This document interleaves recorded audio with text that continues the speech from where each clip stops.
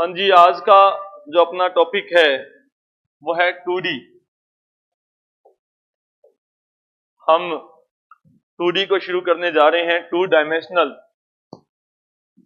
द्विविम निर्देशांक पद्धति, जिसके अंदर हमारा जो सिलेबस है, पहले ग्रेड सेकंड और ग्रेड फर्स्ट का जो कॉमन सिलेबस है पहले वो बताया जाएगा।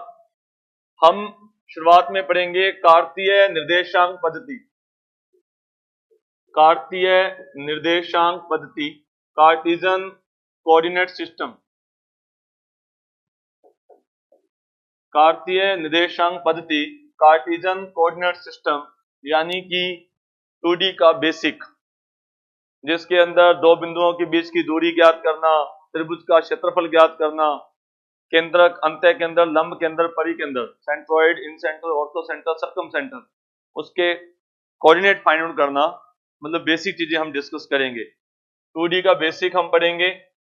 एक्स अक्ष क्या होती है, वाई अक्ष क्या होती है, बिंदु के निर्देशांक क्या होते हैं, वो बातें डिस्कस की जाएंगी। दूसरे नंबर पर हम पढ़ते हैं बिंदुपथ। बिंदुपथ, लोकस। किसी बिंदु का बिंदुपथ क्या होता है, लोकस क्या होता है, उसको डिस्कस किया जाएगा। तीसरे नंबर पर हम डिस्कस करेंगे रेखा, स्ट्रेट लाइन। बहुत इंपॉर्टेंट टॉपिक, पूरी 2D में जिसका इस्तेमाल होगा। सरल रेखा का समीकरण क्या होता है, रेखा के प्रकार, रेखा की प्रबंधता क्या होती है, एक बिंदु से गुजरने वाली रेखा, दो बिंदुओं से गुजरने वाली रेखा, नॉर्मल फॉर्म है, इंटरसेप्ट फॉर्म है, वो सारी बातें डिस्कस की जाएंगी। उसके बाद दो रेखाओं के बीच का कोण कैसे ज्ञात करते हैं। बहुत सारे फॉर्मूले हैं, बहुत सारे कंसेप्ट्स हैं जो हम स्ट्रेट लाइन के अंदर डिस्कस करते हैं। ठीक है, बहुत इंपॉर्टेंट टॉपिक है सरल रेखा, इंपॉर्टेंट और एक अच्छा खासा लेंथी टॉपिक है स्ट्रेट लाइन, सरल रेखा। चौथे नंबर पर हम डिस्कस करेंगे सरल रेखा युग्म। सरल रेखा युग्म, pair of straight line, pair of straight line. सरल रेखा युग्म, दो रेखाओं का संयुक्त समीकरण, और इसको भी हम दो कैटेगरी में डिवाइड करते हैं। एक मूल बिंदु से गुजरने वाली और मूल बिंदु से न गुजरने वाली। मूल बिंदु से गुजरने वाली दो सरल रेखाओं का सरल रेखा युग्म, और दूसरा मूल बिंदु से न गुजरने वाली, पासिंग थ्रू ओरिजिन्स। ऐसी दो लाइनें जो ओरिजिन से पास करती हैं, ऐसी दो लाइनें जो ओरिजिन से पास नहीं करती। ये चौथा टॉपिक होगा सरल रेखा युग्म। पांचवें नंबर पर हम डिस्कस करते हैं, 2D का सिलेबस बताया जा रहा है, पूरा 2D में हम क्या क्या पढ़ेंगे। पांचवें नंबर पर हम डिस्कस करेंगे सर्कल, वर्त। वर्त का समीकरण वगैरह क्या होता है, और वर्त का व्यास रूप, व्यापक रूप, बहुत सारी बातें हैं। दो वर्त के बीच का कोण ज्ञात करना, स्पर्श रेखा का समीकरण, अभिलंब का समीकरण, बहुत सारी बातें हम सर्कल के अंदर डिस्कस करते हैं। बहुत सारी प्रॉपर्टीज हम डिस्कस करेंगे सर्कल के अंदर। सर्कल के बाद हमारा टॉपिक होगा सर्कल सिस्टम, वर्त निकाय, सर्कल सिस्टम, वर्त निकाय। जब हम एक से ज्यादा वर्त की बात करेंगे, दो वर्त अगर दे रखे हैं तो आपस में किस स्थिति पर हैं, उनके बीच का कोण कैसे ज्ञात करते हैं, मूलाक्ष क्या होता है, उभयनिष्ठ स्पर्श रेखा, उभयनिष्ठ जीवा क्या होती है, वो सारी बातें हम सर्कल के अंदर डिस्कस करेंगे। ठीक है, नेक्स्ट नंबर पर हम डिस्कस करेंगे पैराबोला, परवलय। पैराबोला, परवलय। और लास्ट में हमारा एक टॉपिक रहेगा दीर्घवृत्त, यानी कि एलिप्स एंड हाइपरबोला, अति परवलय, अति परवलय, हाइपरबोला।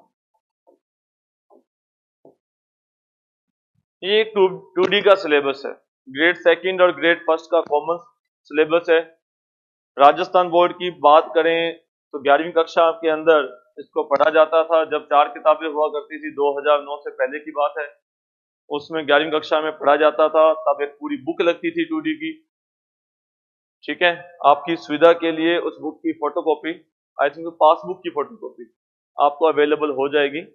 अगर आपको इसमें से चाहता है कि रिवीजन के लिए, तो उसकी पासबुक की फोटोकॉपी भी अवेलेबल है आपकी सुविधा के लिए, क्योंकि बहुत अच्छी किताब थी वो, बहुत अच्छी किताब है।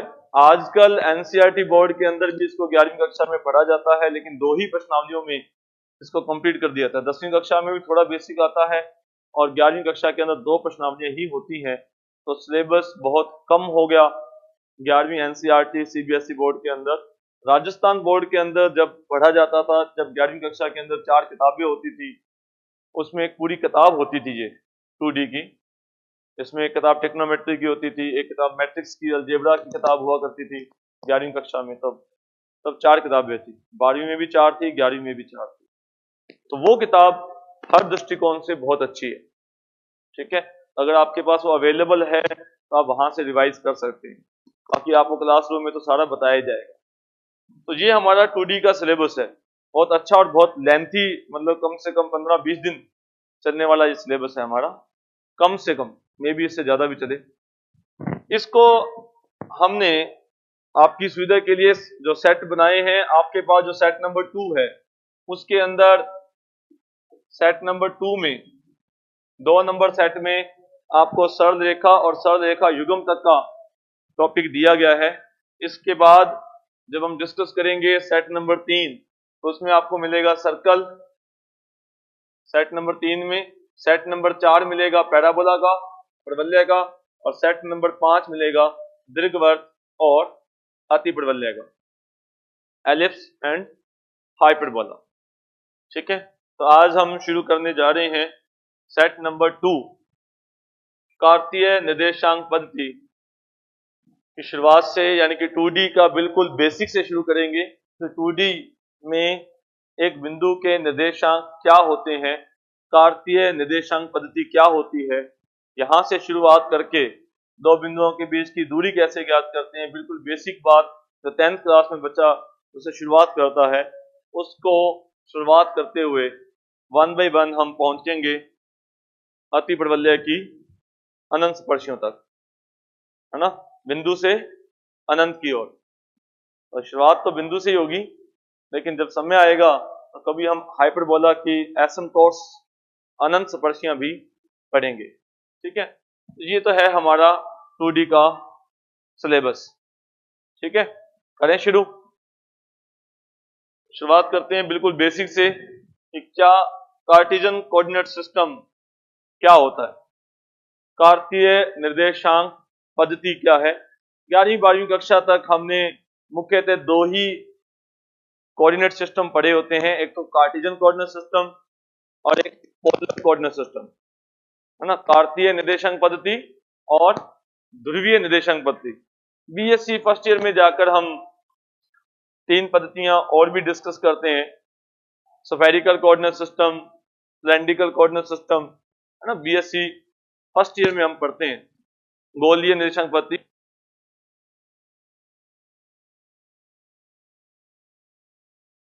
तो मुख्यतः 11वीं-12वीं कक्षा तक हम 2 ही कोऑर्डिनेट सिस्टम को अच्छी तरह से पढ़ते हैं, कार्टेशियन कोऑर्डिनेट सिस्टम और पोलर कोऑर्डिनेट सिस्टम। उसमें भी हम जानते हैं कि कार्टेशियन कोऑर्डिनेट सिस्टम हमारा ज्यादा यूजफुल है, पोलर कोऑर्डिनेट सिस्टम के बारे में हमें बेसिक जानकारी होनी चाहिए, जिसका जब हम पोलर फॉर्म पढ़ते हैं कॉम्प्लेक्स में, वहां पर भी जिक्र होता है, तो फिर हमें जानकारी होनी चाहिए। ठीक है, तो कार्टेशियन कोऑर्डिनेट सिस्टम की शुरुआत कहां से हुई या क्या इसका मेन पर्पस था। तो अगर कोई पॉइंट जो है वो पॉइंट किसी प्लेन में है, किसी समतल पर है, और हमें उस पॉइंट का जिक्र करना है या उसकी प्रॉपर्टीज बतानी है, तो उसको किस तरह से बताया जाए। ये बताने से कि वो पॉइंट प्लेन पर है तो इतने से काम नहीं चलता। जिस पॉइंट पर्टिकुलर की बात करते हैं, जैसे मान लो अपने एक पॉइंट लेते हैं कि ये बिंदु हमारा जो है ये समतल पर है, तो समतल पर तो बहुत सारे बिंदु हैं, इस व्हाइट बोर्ड पर समतल पर तो बहुत सारे बिंदु होते हैं। उसकी यूनिकनेस बताने के लिए कि हम जिसकी बात कर रहे हैं वो आप तक पहुंच पाए, तो उसके लिए हम कोऑर्डिनेट सिस्टम बनाते हैं, चाहे वो कार्टेशियन कोऑर्डिनेट सिस्टम हो चाहे वो पोलर कोऑर्डिनेट सिस्टम हो, वो हर पॉइंट की यूनिकनेस बताता है। मतलब ठीक उसी प्रकार से जिस प्रकार से केमिकल का आईयूपीएसी नेम होता है कि भी जिस केमिकल की बात की जा रही है उसकी प्रॉपर्टी बताई जा रही है, तो ऑल वर्ल्ड के अंदर जब हम उसके ऊपर बात करें, रिसर्च करें, तो हमने कहा कि आप उसको किस नाम से बुलाते हो ये आपकी मर्जी है, लेकिन उसका एक आईयूपीएसी साइंटिफिक नेम होगा, ताकि पूरे ओवरऑल बुक के अंदर उसका जिक्र किया जाए, उसकी प्रॉपर्टी डिस्कस की जा सके, साइंटिस्ट उसके ऊपर रिसर्च कर सके। ऐसा ना हो कि हम यहाँ कुछ और कह रहे हो। तो साइंटिफिक नेम केमिकल के ऊपर तो कोई ज्यादा दिक्कत नहीं आएगी, लेकिन पेड़ों का, अब हम किसी पेड़ को राजस्थान में किसी और नाम से बुला रहे हैं, मध्य प्रदेश में किसी और नाम से बुला रहे हैं, तो उसके बारे में जिक्र करेंगे तो फिर वो उसकी प्रॉपर्टी नहीं बताई जा सकती या उसके ऊपर सर्च नहीं की जा सकती। तो फिर हमने कहा कि हर पेड़ का एक साइंटिफिक नेम होगा कि ठीक है, आप जिसको किस मर्जी नाम से बुलाओ कोई बात नहीं। इसी प्रकार से हर जीव जंतु का एक साइंटिफिक नेम है ना। आप स्थानीय भाषा में या भारत में या किसी देश में उसको किस नाम से बुलाते हैं ये अलग बात है, लेकिन उसका एक साइंटिफिक नेम है, चाहे वो जीव जंतु है, चाहे वो पेड़ पौधा है, चाहे वो केमिकल्स है। कुछ उसी तरह से है, एक व्यक्ति का भी नाम रखते हैं ना, तो हम उसका फर्स्ट नेम है, उसका मिडिल नेम है, फिर सर नेम है। कारण कि हम कोशिश करते हैं कि उसकी यूनिकनेस बन सके, हम जिसके बारे में बता रहे हैं उसका पता चल सके हम इसी व्यक्ति के विशेष के बारे में बात की जा रही है। तो कुछ यही पर्पस था कोऑर्डिनेट सिस्टम का कि वो एक प्लेन के ऊपर जो पॉइंट है उसको संख्याओं के माध्यम से इस तरह से व्यक्त करें कि जो संख्याएं उस बिंदु के लिए लिखी गई हैं वो संख्याएं सिर्फ और सिर्फ उसी ही बिंदु को इंडिकेट करें। मान लो सर्कल की इक्वेशन है जिसका सेंटर पता है, जिसकी रेडियस पता है, तो उस सर्कल की इक्वेशन जो आप लिख रहे हैं या भारत का कोई भी विद्यार्थी लिख रहा है, अगर सेंटर और रेडियस दे दी जाए, वही सेंटर वही रेडियस, तो फिर अमेरिका हो चाहे वर्ल्ड का कोई भी देश का कोई भी कोना हो, सर्कल की इक्वेशन वही होगी। ये इसी वजह से है कि जो कोऑर्डिनेट सिस्टम हम फॉलो कर रहे हैं वही फॉलो कर रहे हैं, ठीक है, उसको भी वही पढ़ाया जा रहा है जो हमें पढ़ाया जा रहा है। अदरवाइज ऐसा नहीं होता तो फिर जो इंडिया वाले हैं या फॉरेन वाले हैं जो आपस में कम्युनिकेशन करते हैं, जैसे जब कोई रॉकेट लॉन्च किया जाता है तो सारी कैलकुलेशन बिगड़ जाती है, फिर है ना, फिर अपने कुछ और कह रहे होते हैं, वो कुछ और कह रहे होते हैं, तो ऐसा नहीं होता। उसका कारण यही है कि एक common language, common mathematics, common coordinate system सब वर्ल्ड में यूज किया जाता है, ठीक है। तो उसी तरह से हम जो कोऑर्डिनेट सिस्टम पढ़ने जा रहे हैं वो उसी ध्यान में रखकर, उसी बात को ध्यान में रखकर बनाया गया, और उसके अंदर सबसे सिंपलेस्ट जो कोऑर्डिनेट सिस्टम है वो है कार्टेशियन। सिंपलेस्ट का मतलब हम उससे अच्छी तरह से परिचित है। अगर हम पोलर पढ़ने लग जाएंगे तो पोलर हमारे लिए सिंपलेस्ट हो जाएगा, हम पोलर का यूज कम करते हैं तो हमारे लिए पोलर थोड़ा मुश्किल लगता है, हम ज्यादा किसका यूज करते हैं, कार्टेशियन कोऑर्डिनेट सिस्टम का। तो समझ गए, कोऑर्डिनेट सिस्टम जो ये पद्धति है इसका मेन मकसद था कि एक पॉइंट को उसकी यूनिकनेस, उसका नामकरण करना, उसको नॉमिनेट करना संख्याओं के द्वारा, ठीक है। तो उसके लिए हम जानते हैं कि कार्टेशियन कोऑर्डिनेट सिस्टम में क्या होता है। कार्टेशियन कोऑर्डिनेट सिस्टम में दो परपेंडिकुलर्स लाइंस होती हैं, दो लंबवत रेखाएं होती हैं, परपेंडिकुलर लाइंस होती हैं जिसे हम एक्सिस कहते हैं, अक्ष कहते हैं। कार्तीय निर्देशांक पद्धति में दो लंबवत रेखाएं खींची जाती हैं जिन्हें हम अक्ष कहते हैं। जो हॉरिजॉन्टल रेखा होती है उसे हम एक्स अक्ष कहते हैं, एक्स एक्सिस। हॉरिजॉन्टल क्षैतिज रेखा को एक्स अक्ष कहा जाता है, और ऊर्ध्वाधर रेखा जो वर्टिकल लाइन है उसे हम वाई अक्ष कहते हैं, ठीक है। एक्स अक्ष क्या होता है और वाई अक्ष क्या होता है। दोनों अक्ष, दोनों एक्सिस जिस पॉइंट पर इंटरसेक्ट करती हैं, जिस बिंदु पर मिलती हैं, उस बिंदु को हम मूल बिंदु या फिर ओरिजिन कहते हैं। मूल बिंदु ओरिजिन कहा जाता है। तो कार्तीय निर्देशांक पद्धति में दो लंबवत रेखाएं खींची जाती हैं, दो परपेंडिकुलर लाइंस ड्रॉ की जाती हैं जिसे हम एक्सिस कहते हैं। हॉरिजॉन्टल जो क्षैतिज रेखा है उसे एक्स अक्ष कहा जाता है, जो ऊर्ध्वाधर रेखा है उसे वाई अक्ष कहा जाता है। दोनों रेखाएं, दोनों एक्सिस जिस बिंदु पर इंटरसेक्ट करती हैं उसे मूल बिंदु या ओरिजिन कहा जाता है। दोनों अक्ष जो हैं वो पूरे समतल को चार भागों में डिवाइड करती है। पूरे समतल को जब आपने रेखा खींची है तो उसमें एक एरो का निशान है, ये ना, ये एरो ये बताता है कि जो आपने एक्स या वाई अक्ष खींची है वो जहां तक आपने बनाई है वहां रुकती नहीं है। ये एरो बताता है कि वो आगे की तरफ जाएगी, दोनों तरफ से असीमित है। इसका मतलब जो पूरा समतल है वो 4 भागों में डिवाइड होता है। पूरा समतल का मतलब ये पूरा व्हाइट बोर्ड के अलावा भी लाइन को ऊपर तक लेके जाएंगे तो कहने का मतलब पूरा प्लेन, पूरा समतल, ना कि केवल बोर्ड। ठीक है, तो ये पूरा समतल 4 भागों में डिवाइड होता है जिसे हम बोलते हैं चतुर्थांश। ठीक है, चतुर्थांश, क्वाड्रेंट, चतुर्थांश क्वाड्रेंट बोला जाता है, क्वाड्रेंट। और एंटी क्लॉकवाइज हम इसको first, second, third, fourth nominate किया गया। तो ये जो x, this is first quadrant, पहला क्वाड्रेंट, फर्स्ट, प्रथम चतुर्थांश, द्वितीय चतुर्थांश, तृतीय चतुर्थांश, थर्ड क्वाड्रेंट और फोर्थ क्वाड्रेंट, 4 चतुर्थांश। एक्स अक्ष को भी हम मूल बिंदु के दाईं तरफ और मूल बिंदु के बाईं तरफ बताने के लिए हम उसको धनात्मक एक्स अक्ष और ऋणात्मक एक्स अक्ष का नाम देते हैं कि जो मूल बिंदु के दाईं तरफ है ये हमारी पॉजिटिव एक्स एक्सिस है, धनात्मक एक्स अक्ष है। जो मूल बिंदु के बाईं तरफ है ये आपकी ऋणात्मक, नेगेटिव एक्स एक्सिस है। सिमिलरली मूल बिंदु के ऊपर की तरफ ऋणात्मक वाई अक्ष और मूल बिंदु के नीचे की तरफ ऋणात्मक वाई अक्ष।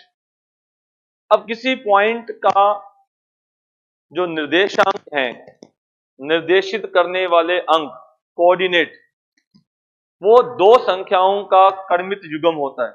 जैसे मैंने अभी एग्जांपल दिया था कि एक आदमी का नाम में 3 हिस्से हैं, है ना, फर्स्ट नेम है, मिडिल नेम है और सरनेम।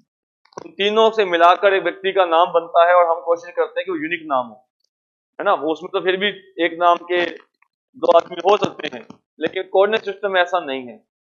कोऑर्डिनेट सिस्टम के अंदर किसी पॉइंट को नॉमिनेट करने के लिए, मैथमेटिकल लैंग्वेज के अंदर निर्देशित करने के लिए जो 2 संख्याओं का ऑर्डर्ड पेयर यूज किया जाता है, क्रमित युग्म यूज किया जाता है, उसके अंदर हम उसको इस प्रकार से इंडिकेट करते हैं x, y। मतलब जनरली हम लिखते हैं, जनरल मतलब स्टैंडर्ड फॉर्म में लिखते हैं x, y। तो किसी बिंदु के जो निर्देशांक होते हैं वो 2 संख्याओं का क्रमित युग्म है। अब 2 संख्याओं का मतलब है कि उसमें 2 संख्याएं हैं, पहली संख्या, दूसरी संख्या। और क्रमित युग्म का मतलब, ऑर्डर पेयर का मतलब यही है कि अगर मान लो हम 2,3 लिखते हैं और 2,3 को 3,2 लिखेंगे तो वो निर्देशांक तो है लेकिन उस बिंदु के नहीं है, किसी और बिंदु के। तो मतलब क्रम का महत्व है, उसका जो ऑर्डर है उसकी इंपॉर्टेंस है। तो वो 2 संख्याओं का युग्म नहीं, क्रमित युग्म है, ऑर्डर्ड पेयर है। मतलब ऑर्डर की भी इंपॉर्टेंस है कि किसी पॉइंट्स के कोऑर्डिनेट क्या है, 2,3 है या 3,2 है, इसकी भी इंपॉर्टेंस है। सेट में ऐसा नहीं होता। जब आप समुच्चय बनाते हैं 2,3 का समुच्चय और 3,2 का समुच्चय, तो उसमें क्रम का महत्व नहीं होता, दोनों सेट सेम है। लेकिन पॉइंट के लिए अगर आप कहते हो कि कोई बिंदु 2,3 है या कोई बिंदु 3,2 है तो यहाँ फर्क है, ये दोनों अलग अलग पॉइंट्स हैं। तो मतलब ऑर्डर्ड पेयर है, 2 संख्याओं का क्रमित युग्म होता है जिसमें जो पहली संख्या होती है उसे कहा जाता है बिंदु का एक्स निर्देशांक या बिंदु का भुज, एब्सिसा। 2 संख्याओं का क्रमित युग्म है, पहली संख्या जो होती है वो कहलाती है बिंदु का एक्स निर्देशांक या बिंदु का भुज, एब्सिसा। और जो सेकंड संख्या है वो कहलाता है पॉइंट का वाई कोऑर्डिनेट। जैसे मैंने बताया ना, फर्स्ट नेम है, मिडिल नेम है, सरनेम है, तो वैसे ही हम पहली संख्या को क्या बोलेंगे, उस बिंदु का एक्स निर्देशांक, और दूसरी संख्या को उस बिंदु का वाई निर्देशांक। एक्स निर्देशांक को भुज भी कहते हैं, बिंदु का भुज, और वाई को बिंदु की कोटि यानी कि ऑर्डिनेट, एब्सिसा एंड ऑर्डिनेट। तो एब्सिसा क्या होता है, पहली संख्या एक्स निर्देशांक, और कोटि क्या होती है, उसकी दूसरी संख्या यानी कि वाई निर्देशांक। लेकिन एक्स निर्देशांक आता कहां से है और वाई निर्देशांक आता कहां से है, तो एक्स क्या चीज है, उस बिंदु की वाई अक्ष से लंबवत दूरी, उस बिंदु की वाई अक्ष से लंबवत दूरी। तो जिस बिंदु का आप निर्देशांक लिखने जा रहे हैं उस बिंदु की वाई अक्ष से दूरी कितनी है वो पहले लिखी जाएगी, और उस बिंदु की एक्स अक्ष से दूरी कितनी है वो बाद में लिखी जाएगी। तो एक्स निर्देशांक मतलब वाई अक्ष से दूरी, और वाई निर्देशांक यानी कि एक्स अक्ष से दूरी। ठीक है, एक्स, वाई। तो ये होते हैं किसी बिंदु के निर्देशांक, और एक बिंदु के लिए उसके करस्पॉन्डेंस, उसके संगत जो निर्देशांक होते हैं वो यूनिक होते हैं। अगर बिंदु अपना स्थान बदलेगा, आगे पीछे होगा, तो x और y में से कम एक तो बदलेगा हो सकता दोनों बदल जाए। मतलब ये हुआ कि 2,3 एक बिंदु के कोऑर्डिनेट है, मान लो ए बिंदु के, तो फिर ए बिंदु के कोऑर्डिनेट 2,3 ही होंगे और नहीं हो सकते। This is 1-to-1 correspondence. 1-to-1 correspondence एकेकी संगतता जिसे हिंदी में बोलते हैं, उसका मतलब क्या है, एक बिंदु के निर्देशांक अगर 2,5 है तो 2,5 वाला वो ही बिंदु होगा। एक बिंदु के एक से ज्यादा निर्देशांक नहीं हो सकते और एक निर्देशांक के लिए एक से ज्यादा बिंदु नहीं हो सकते। 1-to-1 करस्पॉन्डेंस, ठीक है। और इस समतल के ऊपर कोई भी बिंदु मिलेगा तो उसके निर्देशांक आप बता सकते हैं, लेकिन उस निर्देशांक वाला फिर वही बिंदु होगा, कोई और नहीं होगा। 1-to-1 करस्पॉन्डेंस है। तो किसी बिंदु के निर्देशांक क्या होते हैं, वो मैंने आपको बताया। दो संख्याओं का ऑर्डर पेयर होता है। पहली संख्या x निर्देशांक या भुज, दूसरी संख्या y निर्देशांक या कोटि, और x निर्देशांक उसकी y एक्स से दूरी है और y निर्देशांक उस x।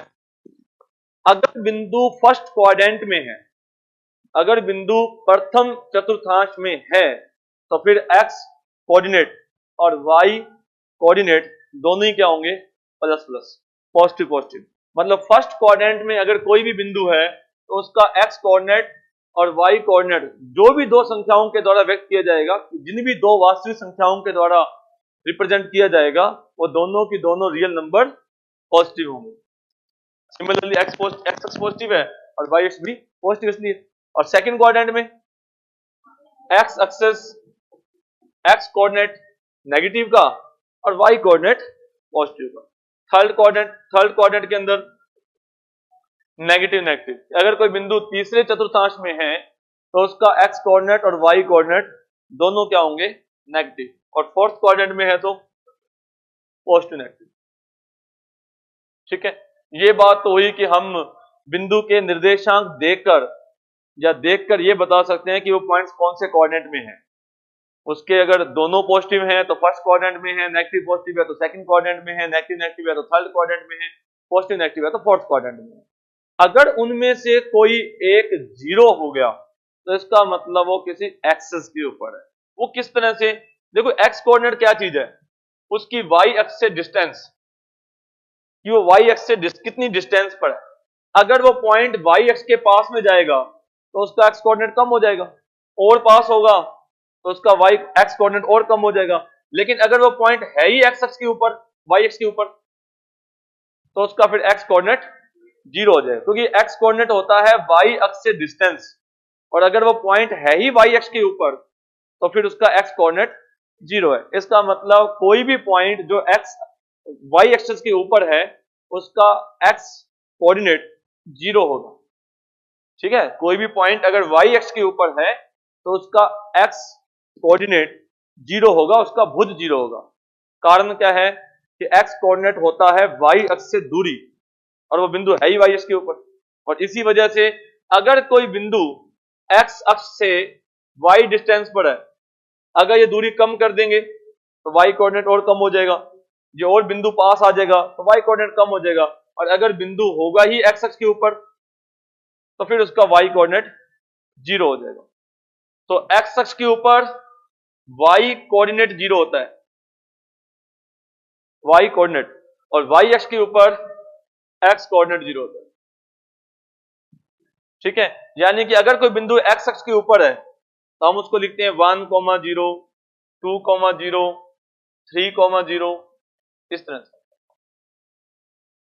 यानी कि x, 0 या a, 0, क्योंकि पॉइंट एक्स अक्ष के ऊपर है तो एक्स अक्ष के ऊपर कोई भी बिंदु दिया हुआ है या आपने मानना है तो बिंदु किस तरह से माना जाएगा, a, 0, x, 0, क्योंकि उसका y कोऑर्डिनेट जीरो है। सिमिलरली अगर कोई पॉइंट y अक्ष के ऊपर है तो पॉइंट कैसे लिखेंगे अपने, 0,1, 0,2, 0,y, है ना। सिमिलरली 0,y, यानी कि y अक्ष के ऊपर कोई पॉइंट लिखा जाएगा तो उस पॉइंट का x कोऑर्डिनेट जीरो लिखा जाएगा। जो मूल बिंदु है वो कौन से अक्ष पर है, कौन से अक्ष पर है? दोनों एक्सिस के ऊपर। जो आपका ओरिजिन है वो दोनों अक्षस के ऊपर है, इसलिए इसका एक्स कोऑर्डिनेट भी 0 है और वाई कोऑर्डिनेट भी 0। तो जो ओरिजिन होता है उसके कोऑर्डिनेट क्या होते हैं? 0,0। मैंने पहले भी कहा था, फिर बता रहा हूं, शुरुआत हमेशा बिंदु से होगी, मतलब 0 पॉइंट से होगी। धीरे धीरे जब आपको आगे क्लास लगाओगे तो आपको पता चल जाएगा कि 2D कितनी विशाल है।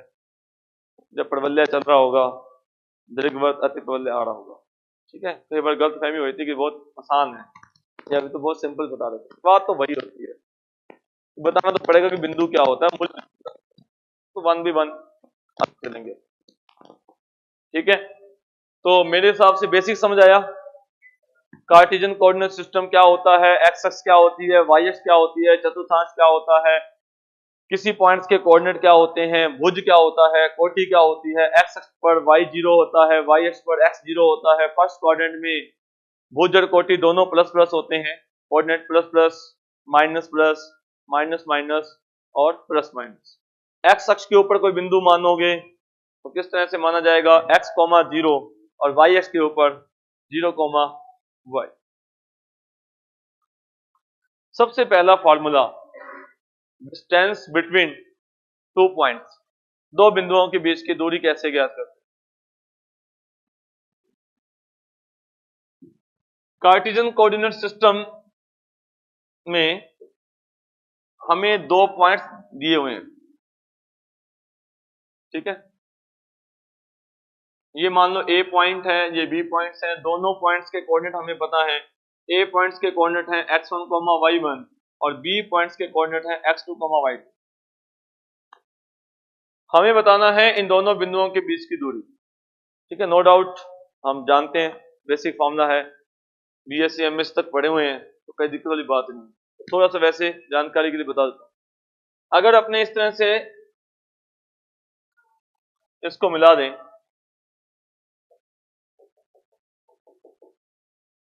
एक राइट एंगल ट्रायंगल बनाया मैंने, ठीक है। तो फिर मैं आपसे पूछूं B से लेकर, इस पॉइंट को भी नाम दे देते अपने P और Q, B से लेकर Q, B से लेकर Q, BQ, ये कितनी है? B से लेकर Q तक, दिस इज y2। B से लेकर Q तक y2, पॉइंट्स के कोऑर्डिनेट अपने पढ़ चुके हैं, दिस इज y2। और M से लेकर Q तक y1, A से लेकर P तक y1, M से लेकर Q तक y1, पॉइंट्स के कोऑर्डिनेट, A पॉइंट्स के कोऑर्डिनेट x1, y1 है, तो फिर जो A पॉइंट की x अक्ष से परपेंडिकुलर डिस्टेंस है वो y1 है। तो फिर A से लेकर P तक y1 है, M से लेकर Q तक y1 है और B से लेकर Q वो y2 है। तो फिर B से लेकर M y2 minus y1, B से लेकर M। किसको डाउट? ठीक है जी, B से लेकर M तक। और सिमिलरली अगर मैं आपसे पूछूं A से लेकर M तक, ये कितनी है? x2 minus x1। x1 कितनी है? x1 तो है A की डिस्टेंस,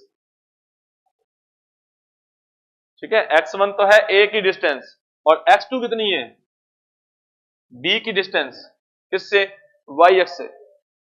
तो B की जो डिस्टेंस है वो तो है x2 और A की जो डिस्टेंस है वो है x1।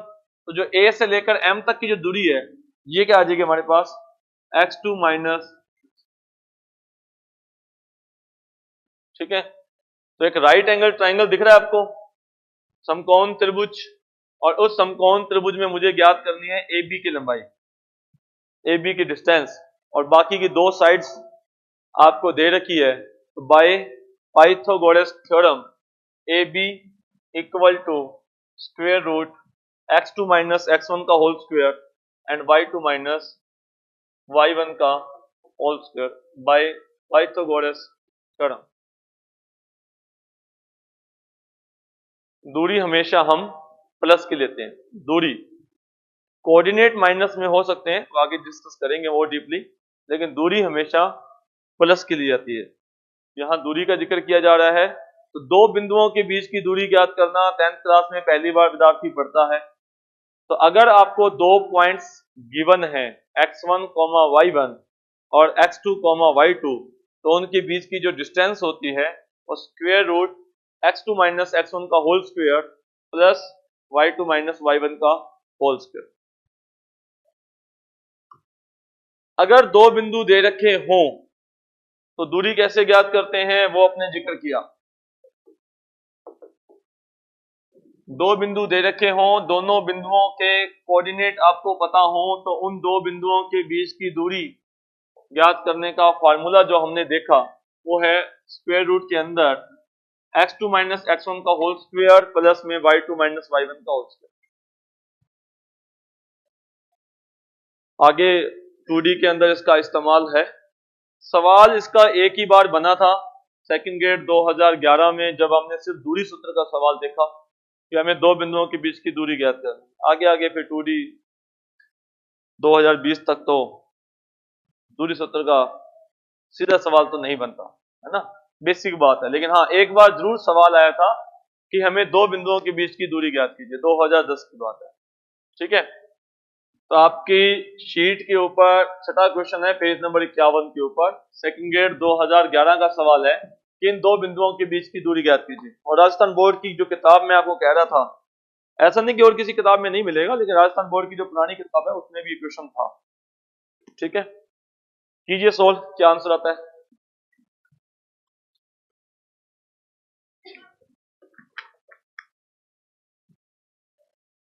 हाँ जी, distance between two points A B equal to square root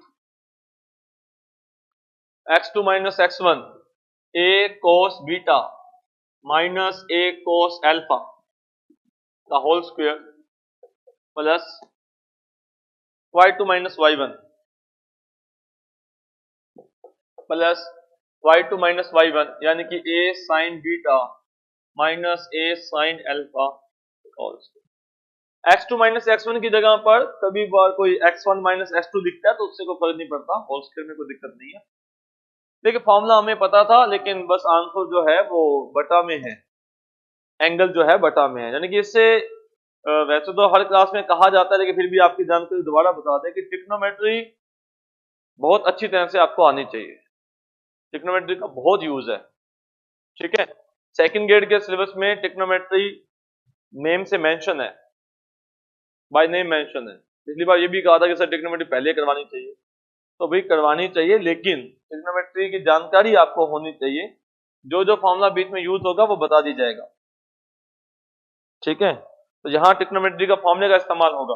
अब इसको सोल्व करने के दो तरीके हैं, या तो यहीं पर आप सीडी वाला फॉर्मूला लगा दें पहले, ठीक है, या फिर पहले होल स्क्वायर खोल दीजिए, बाद में सीडी वाला फॉर्मूला लगा दीजिए। सीडी वाला फॉर्मूला लगाना ही पड़ेगा, एंगल हाफ में है, एंगल बटा में है, तो सीडी वाला फॉर्मूला हम जिसे बोलते हैं A plus B by two ना, ऐसे C plus D by two, जो भी नाम देते हैं वो लगाना पड़ेगा। तो ए कॉमन आ रहा है तो ए स्क्वायर बन जाएगा, cos beta minus cos alpha क्या बनेगा, दोनों कोस बीच में माइनस, हाँ जी, दोनों कोस बीच में माइनस। फॉर्मूले बता देते हैं, दोनों साइन बीच में प्लस, दोनों साइन बीच में माइनस, दोनों कोस बीच में प्लस और दोनों कोस बीच में माइनस। इसे हम सीडी वाले फॉर्मूले बोलते हैं, नाम कुछ भी है, वैसे जनरली हम सीडी वाले फॉर्मूले कहते हैं। और ट्रिग्नोमेट्री का जो जो फॉर्मूला शुरुआत में आएगा बता दिया जाएगा, लेकिन ये आपको निचोड़ बता दी कि ट्रिग्नोमेट्री अच्छी तरह से आनी ही चाहिए।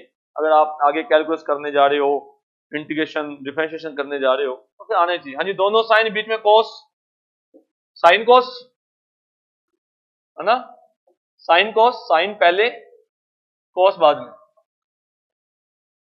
और दोनों साइन बीच में माइनस, तो भी साइन कोस होता है, लेकिन कोस पहले और साइन बाद में, बस कोस पहले और साइन बाद में, और दोनों कोस बीच में प्लस, दोनों कोस, दोनों cos C plus D by two, C minus D by two, और दोनों कोस बीच में माइनस, तो दोनों साइन, दोनों साइन। ठीक है, और साइन में भी अब कुछ विद्यार्थी तो यूं याद रखते हैं कि sine C plus D by two और sine D minus C by two. कुछ तो ऐसे याद रखते हैं D minus C by two, और कुछ यानी कि ज्यादातर, जहां तक मेरा मानना है कि ज्यादातर यूं याद करना चाहिए कि सी माइनस डी बाई टू, लेकिन यहां माइनस आ जाएगा।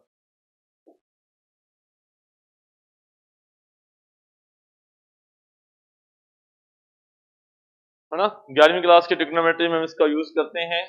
cos सी माइनस cos डी, दोनों साइन आएंगे, बाहर माइनस आएगा, लेकिन बाकी में नहीं है। याद आ गया होगा फॉर्मूले, नोट कर देना साथ साथ ही, ट्रिग्नोमेट्री के बिना काम नहीं चलेगा आगे, ये बता दिया आपको। हाँ जी, तो दोनों कोस बीच में माइनस, तो क्या आएगा, minus 2 sign beta plus alpha by 2, ठीक है, और sign beta minus alpha by 2 का होल स्क्वायर। यहाँ ये बचत है कि ऊपर होल स्क्वायर लिखा हुआ है, अगर माइनस भूल भी गए तो काम चल जाएगा, लेकिन हमेशा तो ऐसा नहीं होगा ना, तो पता होना चाहिए। फिर प्लस, फिर ए कॉमन आ रहा है, हाँ जी ए तो कॉमन है, ए को तो बाहर लिख दो, ए स्क्वायर आ जाएगा, तो स्क्वायर लिखा हुआ, दोनों साइन बीच में माइनस, तो कोस पहले और साइन बाद में, तो 2 cos beta plus alpha by 2 और sign beta minus alpha by 2 का होल स्क्वायर। तो भी ए स्क्वायर दोनों, देखिए फॉर्मूला लगा दिया मैंने, फॉर्मूला आपने लिख भी दिया मैंने, तो मेरे ख्याल से फॉर्मूले में दिक्कत नहीं आएगी। तो क्या कॉमन आ रहा है, ए स्क्वायर, तो ए बाहर आ जाएगा, 2 का स्क्वायर, 2 नहीं 2 का स्क्वायर 4, 4 बाहर आएगा तो 2, तो 2 ए तो बाहर आ ही रहा है, ठीक है जी, तो 2 ए सबके बाहर में आ रहा है, एक तो आ जाएगा 2a। अब रूट के अंदर क्या बचेगा भाई, पहले तो आएगा sine square beta plus alpha by 2, sine square beta minus alpha by 2, फिर आएगा plus cos square beta plus alpha by 2 और sine square beta minus alpha by 2, दोनों में कॉमन क्या है, sine square beta minus alpha by 2, sine square beta minus alpha by 2, तो root के बाहर क्या आएगा, sign beta minus alpha by 2, ठीक है, और अंदर क्या बचा, 1 बच जाएगा, sine square beta plus alpha by 2 plus cos square beta plus alpha by 2, और तो बन जाएगा 1। हाँ जी, वो तो इसने अल्फा माइनस बीटा बाई 2 लिख रखा है, वैसे तो बीटा माइनस अल्फा बाई 2 भी सही था, वो तो इसने हम जिस हिसाब से बना रखा है, तो उस हिसाब से अपने को क्या आंसर चाहिए, बीटा माइनस अल्फा बाई 2 की जगह पर अल्फा माइनस बीटा बाई 2। ये सही इसलिए भी है भाई आपने x2 माइनस x1 किया, अगर x1 माइनस x2 करते तो गलत था क्या, अगर x नहीं समझेगा मेरी बात, ये फॉर्मूला है, इसमें x2 माइनस x1 का होल स्क्वायर लिख रखा है, तो अगर कोई ये कहता है कि सर मैं तो x1 माइनस x2 का होल स्क्वायर लिखूंगा, तो ये गलत है क्या, तो बस यही लिख रखा है उसमें। इसमें क्या होगा, अल्फा पहले आ जाएगा बीटा बाद में आ जाएगा, इससे कोई फर्क नहीं पड़ता, माइनस कॉमन लोगे तो भी कोई दिक्कत नहीं, ये तो हमें क्या पता कि आंसर में अल्फा माइनस बीटा के बीटा माइनस अल्फा, तो दोनों ठीक है, तो कुल मिलाकर क्या आंसर है हमारा, 2a sine alpha minus beta by 2। तो 2011 का सवाल है, सिर्फ दूरी सूत्र का इस्तेमाल किया गया है, लेकिन उसके बाद सीडी वाले फॉर्मूले लगाए गए हैं और कॉमन लिया गया, तो sign beta minus alpha by 2 ये दोनों में कॉमन आ जाएगा, और sine square theta plus cos square theta ये 1 बन जाएगा, तो answer 2 sine alpha minus beta by 2। हम पढ़ रहे हैं दूरी सूत्र, ठीक है, अगर 3 बिंदु दे रखे हो, तो यदि आपको 3 बिंदुओं के निर्देशांक पता हो, तो या तो वो त्रिभुज बनाएंगे और या फिर वो त्रिभुज नहीं बनाएंगे। त्रिभुज नहीं बनाने का मतलब सरेखीय होंगे, कोलिनियर होंगे।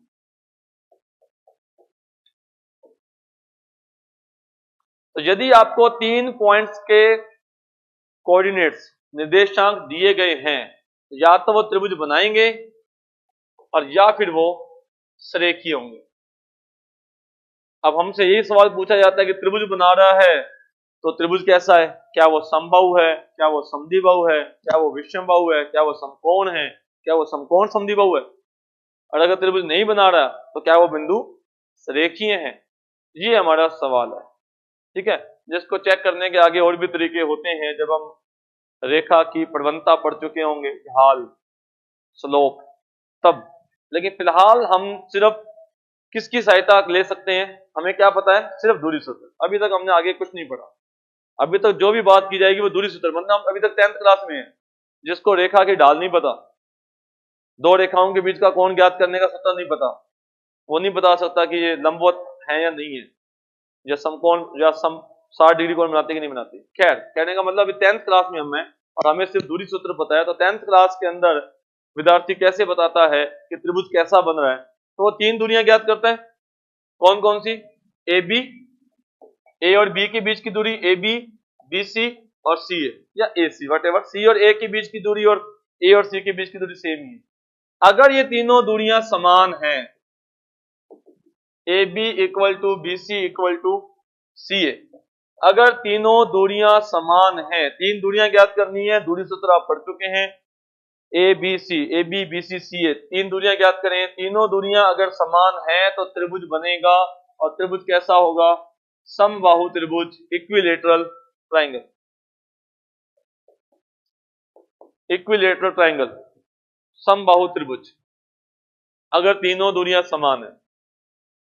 अगर तीनों दूरियां समान ना हो तो दूसरे नंबर पर आपको चेक करना चाहिए समकोण त्रिभुज। ठीक है, ये चेक करो कि क्या समकोण त्रिभुज तो नहीं बन रहा। और समकोण त्रिभुज कैसे चेक करते हैं अपने, पाइथागोरस थ्योरम, मतलब दो दूरियों के वर्गों का योग तीसरी दूरी के वर्ग के बराबर हो। A B square plus B C square equal to A C square. लिखने को हम ऐसे लिखते हैं A B square B C square, लेकिन सुने मेरे ध्यान से, क्या कहा मैंने कि दो दूरियों के वर्गों का योग, किन्हीं भी दो दूरियों का। हमें ये नहीं पता कि कौन सा समकोण बनेगा, बी पर बनेगा कि सी पर बनेगा कि ए पर बनेगा। आपने अपनी मर्जी से एबीसी मान लिया और फिर करोगे ए बी का स्क्वायर बी सी का स्क्वायर उसके इक्वल नहीं आ रहा। अरे ऐसा कोई जरूरत है कि आपने ए बी को माना तो जो कर्ण आपने माना है वही कर्ण था। तो कहने का मतलब क्या, किन्हीं भी दो दूरियों के वर्गों का योग तीसरी दूरी के वर्ग के बराबर आता है। ठीक है, तो वो त्रिभुज कैसा बनेगा, समबाहु त्रिभुज, सॉरी समकोण त्रिभुज, right angle triangle, right angle triangle. तीसरा केस, अगर दो दूरियां इक्वल आ जाएं, दो दूरियां इक्वल आ जाएं तो फिर दो पॉसिबिलिटी होती हैं। अगर दो दूरियां सेम है, कोई भी दो दूरियां, हम लिखने को A B equal to B C लिखते हैं, कोई भी दो दूरियां सेम हो, 3 दूरियां ज्ञात की आपने, त्रिभुज की 3 भुजाएं ज्ञात की, उसमें से 2 भुजाएं समान है, तो भी समद्विबाहु तो है ही है, वो समद्विबाहु तो है ही है, लेकिन साथ में ये भी चेक कर लेना कि कहीं समकोण तो नहीं है। एक बार सेकंड ग्रेड के एग्जाम में क्वेश्चन आया था जिसका सही आंसर था समकोण समद्विबाहु, समकोण समद्विबाहु, मतलब समद्विबाहु होने के साथ साथ वो समकोण भी था। ठीक है, जैसे वर्गमूल 5 आपको दिख जाए कि वर्गमूल 5 आ गया, वर्गमूल 5 आ गया, फिर तीसरी दूरी भी देख लीजिए कि तीसरी दूरी कितनी है। वर्गमूल 5 का स्क्वायर 5 और 5 10, और उसका वर्गमूल करोगे तो, चलिए अभी एग्जाम्पल आ जाएगा, अभी एग्जाम में क्वेश्चन आया हुआ। तो कहने का मतलब यह है कि केवल दो दूरियां समान हो जाएं तो वहीं पहला ऑप्शन समद्विबाहु दिख जाए और हम टिक करके चल पड़े कि तीसरी दूरी कुछ अलग आ रही है, दो दूरियां सेम आ रही है, समद्विबाहु लिखा हुआ है, तो आंसर समद्विबाहु है ना, आइसोसेक्टर ट्रायंगल्स। तो ऐसा उस समय एक चीज का ध्यान रखें कि क्या ऑप्शन में समकोण समद्विबाहु भी है क्या। अगर ऐसा है तो फिर दो दूरियां इक्वल होने के साथ साथ ये भी देखो कि कहीं समकोण तो नहीं बन रहा, तो उस केस में आपका सही जवाब फिर समकोण समद्विबाहु होगा, अगर वो समकोण बन रहा है तो। एग्जाम में भी आ चुका है। ठीक है, और अगर तीनों दूरियां अलग अलग आती हैं, अगर तीनों दूरियां अलग अलग आती हैं, कोई भी दूरी समान नहीं आती है, अलग अलग आती है, तो फिर या तो क्या बनेगा, अगर तीनों दूरियां अलग अलग हमें मिलती हैं तीनों दूरियां अलग अलग हैं, कोई भी आपस में इक्वल नहीं है, तो हो सकता है कि समकोण त्रिभुज बना रहे हो 3 4 5 8 15 17 और भी हो सकता है, लेकिन ऐसा नहीं, हम पहले पढ़ चुके हैं। अगर समकोण त्रिभुज नहीं बन रहा और तीनों दूरियां अलग अलग है, ठीक है, तो समकोण त्रिभुज भी नहीं बन रहा, ये भी जाना है। समकोण त्रिभुज बन सकता है, ऐसी बात नहीं, पहले बता दी। तो फिर भी दो पॉसिबिलिटीज हैं, या तो वो सरेख होंगे और या फिर वो विषमबाहु त्रिभुज बनाएंगे, स्केल ट्रायंगल होता है वो बना सकते हैं। तो क्या हो सकता है, विषमबाहु त्रिभुज। सरेख कब होंगे, सरेख होने के लिए किन्हीं भी दो दूरियों का योग तीसरी दूरी के, तब सरेख होंगे। कोलिनियरिटी की कंडीशन, तीन बिंदुओं के सरेख होने का प्रतिबंध किन्हीं भी दो दूरियों का योग तीसरी दूरी के इक्वल। मतलब आपको यदि तीन बिंदु दे रखे हैं तो आपने तीन दूरियां ज्ञात करनी है। तीनों दूरियां ज्ञात करने के बाद सबसे पहले चेक करोगे क्या तीनों इक्वल है, क्या तीनों इक्वल हैं, बात खत्म, त्रिभुज बन रहा है। कैसा त्रिभुज, इक्विलेटरल। तीनों इक्वल नहीं है, सेकंड चेक करोगे पाइथागोरस प्रमेय, तीनों इक्वल नहीं है, कोई भी दो भी इक्वल नहीं है, तीनों इक्वल नहीं है, फिर क्या चेक करोगे पाइथागोरस थ्योरम। अगर सेटिस्फाइड हो रही है समकोण त्रिभुज। अगर दो इक्वल है तो फिर दो चीजें चेक करनी पड़ेंगी, दो इक्वल है समद्विबाहु तो है ही है, साथ ही साथ क्या चेक करना पड़ेगा, पाइथागोरस। वैसे मैंने आपको कहा कि पहले चेक कर लो, इसी सीक्वेंस में चेक करोगे तो बहुत अच्छी बात है। पहला पॉइंट, तीनों इक्वल है क्या, नहीं है तो बात खत्म, इक्विलेटरल ट्रायंगल। नहीं है तो आगे चलो, सेकंड नंबर पर क्या चेक करोगे, पाइथागोरस थ्योरम। अगर है तो समकोण त्रिभुज, वहीं बात खत्म होती है, ठीक है। फिर दो दूरियां इक्वल है, तो दो दूरियां इक्वल है तो त्रिभुज कैसा हो सकता है, या तो समद्विबाहु या फिर समकोण समद्विबाहु। अगर ऐसा भी नहीं है तो फिर आगे चलो कि किन्हीं दो दूरियों का योग तीसरी दूरी के बराबर है क्या। अगर दो दूरियों का योग तीसरी दूरी के बराबर है तो सरेख, कोलिनियरिटी। तीन बिंदु एक ही रेखा पर हैं, इसे हम बोलते हैं सरेखता या कोलिनियरिटी, जिसको चेक करने के चार तरीके हैं। जिसमें पहला तरीका हम आज पढ़ रहे हैं कि किन्हीं भी दो दूरियों का योग तीसरी दूरी के इक्वल आ जाए, लेकिन आगे जाकर हम जब प्रवणता पढ़ेंगे, जब हम त्रिभुज का क्षेत्रफल पढ़ेंगे तो बहुत सारे तरीके, और चार तरीके हैं कुल मिलाकर तीन बिंदुओं को कोलिनियरिटी चेक करने का। जैसे पहला तरीका मैंने आपको बता दिया। अच्छा, त्रिभुज बनता कब है? त्रिभुज केवल तभी बनेगा जब दो दूरियों का योग तीसरी दूरी से बड़ा हो। त्रिभुज की दो भुजाओं का योग सदैव तीसरी भुजा से बड़ा होता है। अगर दो दूरियों का योग तीसरी दूरी के इक्वल आ गया तो वो तीनों बिंदु त्रिभुज नहीं बना रहे।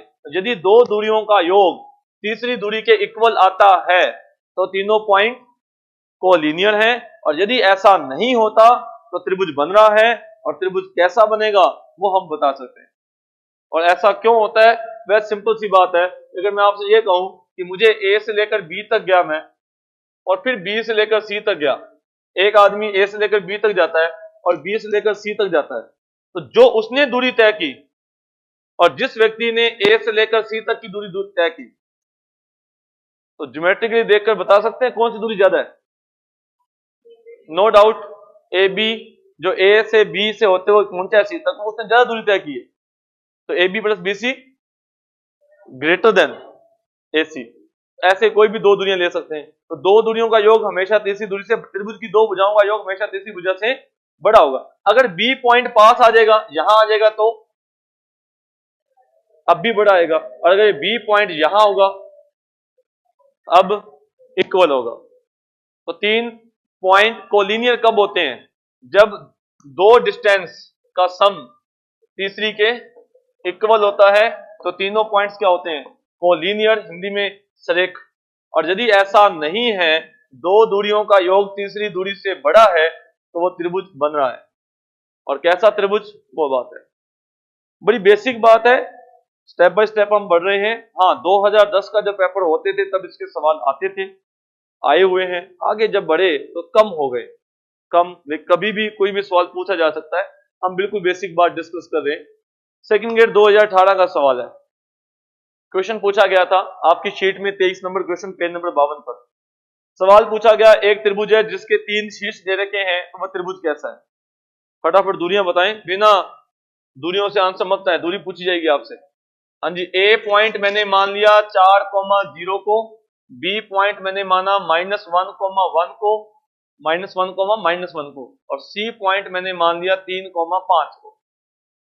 ठीक है, तो आपसे सवाल है कि ए बी दूरी कितनी है, बी सी दूरी कितनी है और सी ए दूरी कितनी है, बताइए।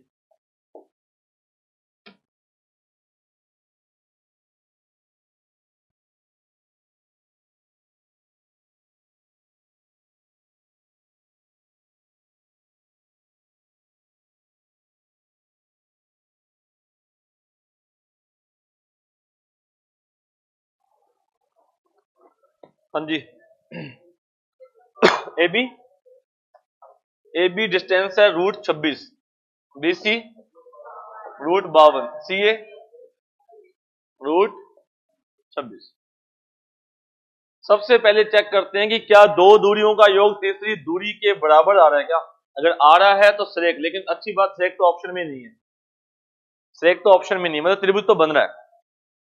ठीक है, वैसे भी दो दूरियों का योग तीसरी दूरी के इक्वल नहीं है, √26 + √26 नॉट इक्वल टू √52, है ना। 2√26 आएगा, ना कि √52 आ जाएगा। रूट कॉमन ले लो जी, अपने तो नहीं लेंगे कॉमन, मैं जानता हूं, लेकिन 10th क्लास का बच्चा शायद ले ले, कि नहीं। 10th क्लास का स्टूडेंट सोचे कि √26 + √26 बराबर √52, तो अपने तो नहीं देंगे ना, अपने तो 10th 11th को पढ़ा चुके हो आप, मतलब क्या पता किस किस को पढ़ा चुके हो। तो ठीक है जी, ये मान लीजिए एक त्रिभुज बन रहा है, कैसा त्रिभुज, दो दूरियां बराबर है तो समद्विबाहु। लेकिन ये ध्यान रखना कि जब भी दो दूरियां इक्वल हो, पहले पाइथागोरस थ्योरम, वैसे तो हमें शुरुआत वहीं से करनी चाहिए, क्या तीनों दूरियां इक्वल है, तो जी नहीं, समबाहु नहीं है। क्या दो दूरियां इक्वल है, फिर next term second number Pythagoras theorem, कि क्या पाइथागोरस थ्योरम सेटिस्फाइड हो रही है, तो जी हाँ, पाइथागोरस थ्योरम सेटिस्फाइड हो रही है। ए बी का स्क्वायर मतलब √26 का स्क्वायर प्लस में सी ए का स्क्वायर मतलब √26 का स्क्वायर 26 इक्वल टू बीसी का स्क्वायर 52 आ रहा है। तो नो डाउट समकोण त्रिभुज भी है, और क्योंकि दो दूरियां इक्वल हैं तो समद्विबाहु त्रिभुज भी है, तो इसका आंसर है समद्विबाहु समकोण। समकोण भी है और समद्विबाहु भी है, राइट एंगल भी है और आइसोसेकल भी है। तो पहला ही ऑप्शन है समकोण और समद्विबाहु। हम पढ़ रहे हैं दूरी सूत्र, सिर्फ शुरुआत बेसिक से। अगर 4 बिंदु दे रखे हो तो सवाल पूछा जाता है कि वो 4 बिंदु मिलकर आपस में कौन सा चतुर्भुज बनाते हैं, और या फिर श्रेक। श्रेकिता को हम आगे पढ़ेंगे जस्ट इसके अभी नेक्स्ट टॉपिक में। हाँ, अगर हम चतुर्भुज देखना चाहते हैं, सॉरी, 4 बिंदु मिलकर कौन सा चतुर्भुज बनाते हैं, क्वाड्रिलेटरल, कौन सा चतुर्भुज बनेगा, तो वह चतुर्भुज हम कैसे बता सकते हैं, उसका दूरी सूत्र का इस्तेमाल। मैं बार बार इसलिए कह रहा हूं कि और तरीके होते हैं, जब हम स्लोप पढ़ चुके होंगे, जब हम मिड पॉइंट पढ़ चुके होंगे, तो हम किसी और तरीके से भी बता सकते हैं। लेकिन फिलहाल अभी हम 10वीं क्लास में पढ़े हैं, अभी हमें सिर्फ दूरी सूत्र पता है कि 10th क्लास का विद्यार्थी कैसे बताता है। फिर आगे जब वो टॉपिक आएगा, जब स्लोप आ जाएगा, जब मिड पॉइंट आ जाएगा, जब और तरीके आ जाएंगे, तो बता दी जाएगा कि हाँ, इस तरीके से भी बता सकते हो कि आयत है कि वृत्त है, या समचतुर्भुज है कि समान चतुर्भुज है। फिलहाल दूरी सूत्र, ठीक है। तो अगर आपको 4 बिंदु दे रखे हैं ए बी सी और डी, अगर 4 पॉइंट्स के कोऑर्डिनेट निर्देशांक आपको दे रखे हैं और हमें यह बताना है कि वो कौन सा चतुर्भुज बना रहे हैं, तो हमें 6 दूरियां ज्ञात करनी पड़ेंगी। 4 तो भुजाएं A B, B C, C D और डी ए डी वटेवर, और साथ में ज्ञात करना पड़ेगा 2 विकर्ण, 2 डायगोनल्स, कौन कौन से, ए सी और बी डी। कुल मिलाकर 6 दूरियां ज्ञात करनी पड़ेंगी। मैं फिर रिपीट कर रहा हूं भाई, हम सिर्फ दूरी सूत्र का इस्तेमाल से कर रहे हैं, आगे और तरीके होते हैं उसका यूज, लेकिन सीखना भी जरूरी है। आगे तो मन में आता है कि 6 दूरियां ज्ञात करेंगे क्या, भाई आगे कर लेना ना दूसरे तरीके से। तो 6 दूरियां ज्ञात करनी पड़ेंगी हमें, जिसमें 4 तो भुजाएं होंगी और 2 होंगे विकर्ण। ठीक है, अब फर्स्ट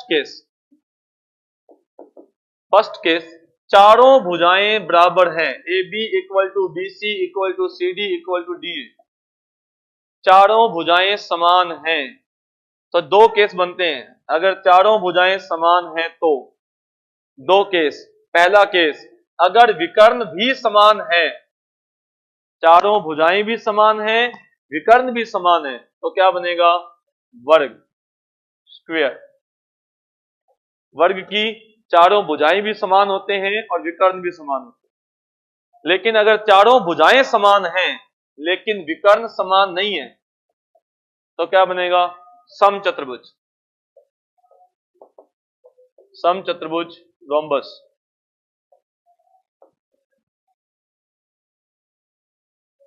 6 दूरियां ज्ञात करेंगे, 4 भुजाएं 2 विकर्ण। चारों भुजाएं समान हैं और विकर्ण भी समान है तो वर्ग बनेगा। चारों भुजाएं समान हैं लेकिन विकर्ण समान नहीं है तो फिर समचतुर्भुज, रोम्बस। दूसरा केस, आमने सामने की भुजाएं समान है, A B equal to C D और B C equal to A D या डी ए। आमने सामने की, अपोजिट साइड्स। अगर आमने सामने की भुजाएं समान हैं तो फिर दो केस हम डिस्कस करते हैं कि विकर्ण भी समान है, तो आमने सामने की भुजाएं समान हैं और विकर्ण भी समान है तो आयत, रेक्टेंगल।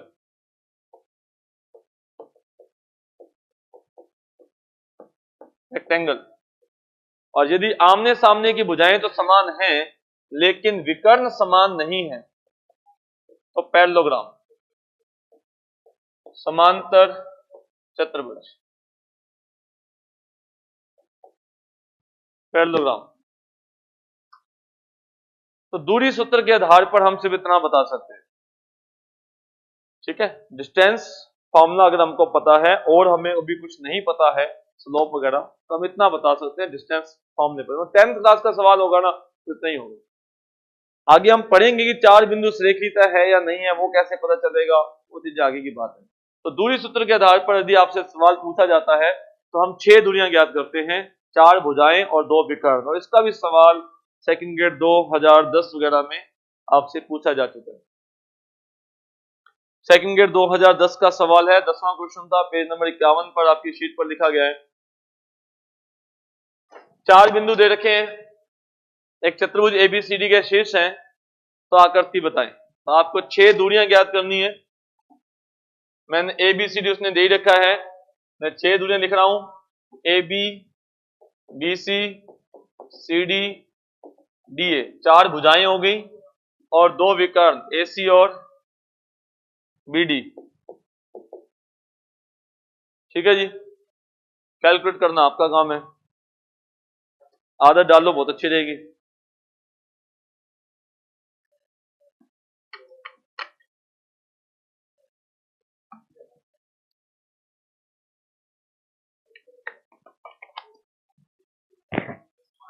जी कितनी? 5 5, बहुत अच्छी बात है। ये कह रहे हैं कि चारों भुजाएं समान आ रही हैं, 5 5 5 5। विकर्ण समान है कि नहीं? फिर नहीं है। कितने आ रहे हैं? एक तो आ रहा है 7, चलो मैं ही सोल्व कर लेता हूं फिर। 49 प्लस 49, 2 वर्गमूल 7 वर्गमूल 2 है ना, 7 वर्गमूल 2। और बी डी कितना आ रहा है? वर्गमूल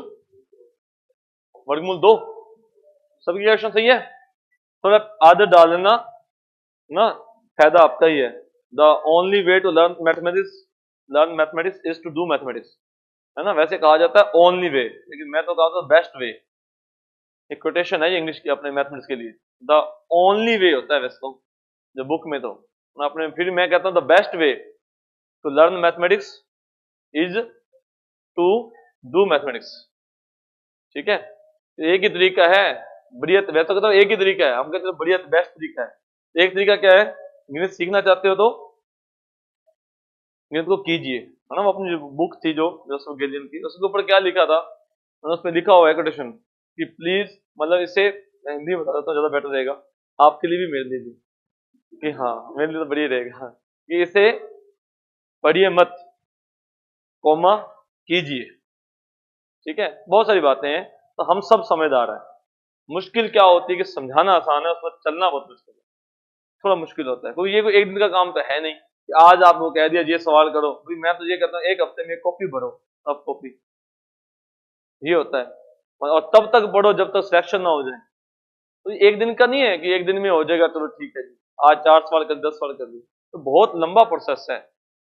तब तक आपको मेहनत करनी है, जब तक सक्सेस नहीं मिलेगी तब तक कॉपियां भरनी है। और मैं तो अभी बैच में कह ही रहा था कि अगर जितनी गलतियां अब कर लोगे ना इस रफ कॉपी के ऊपर, उतना ही बढ़िया है।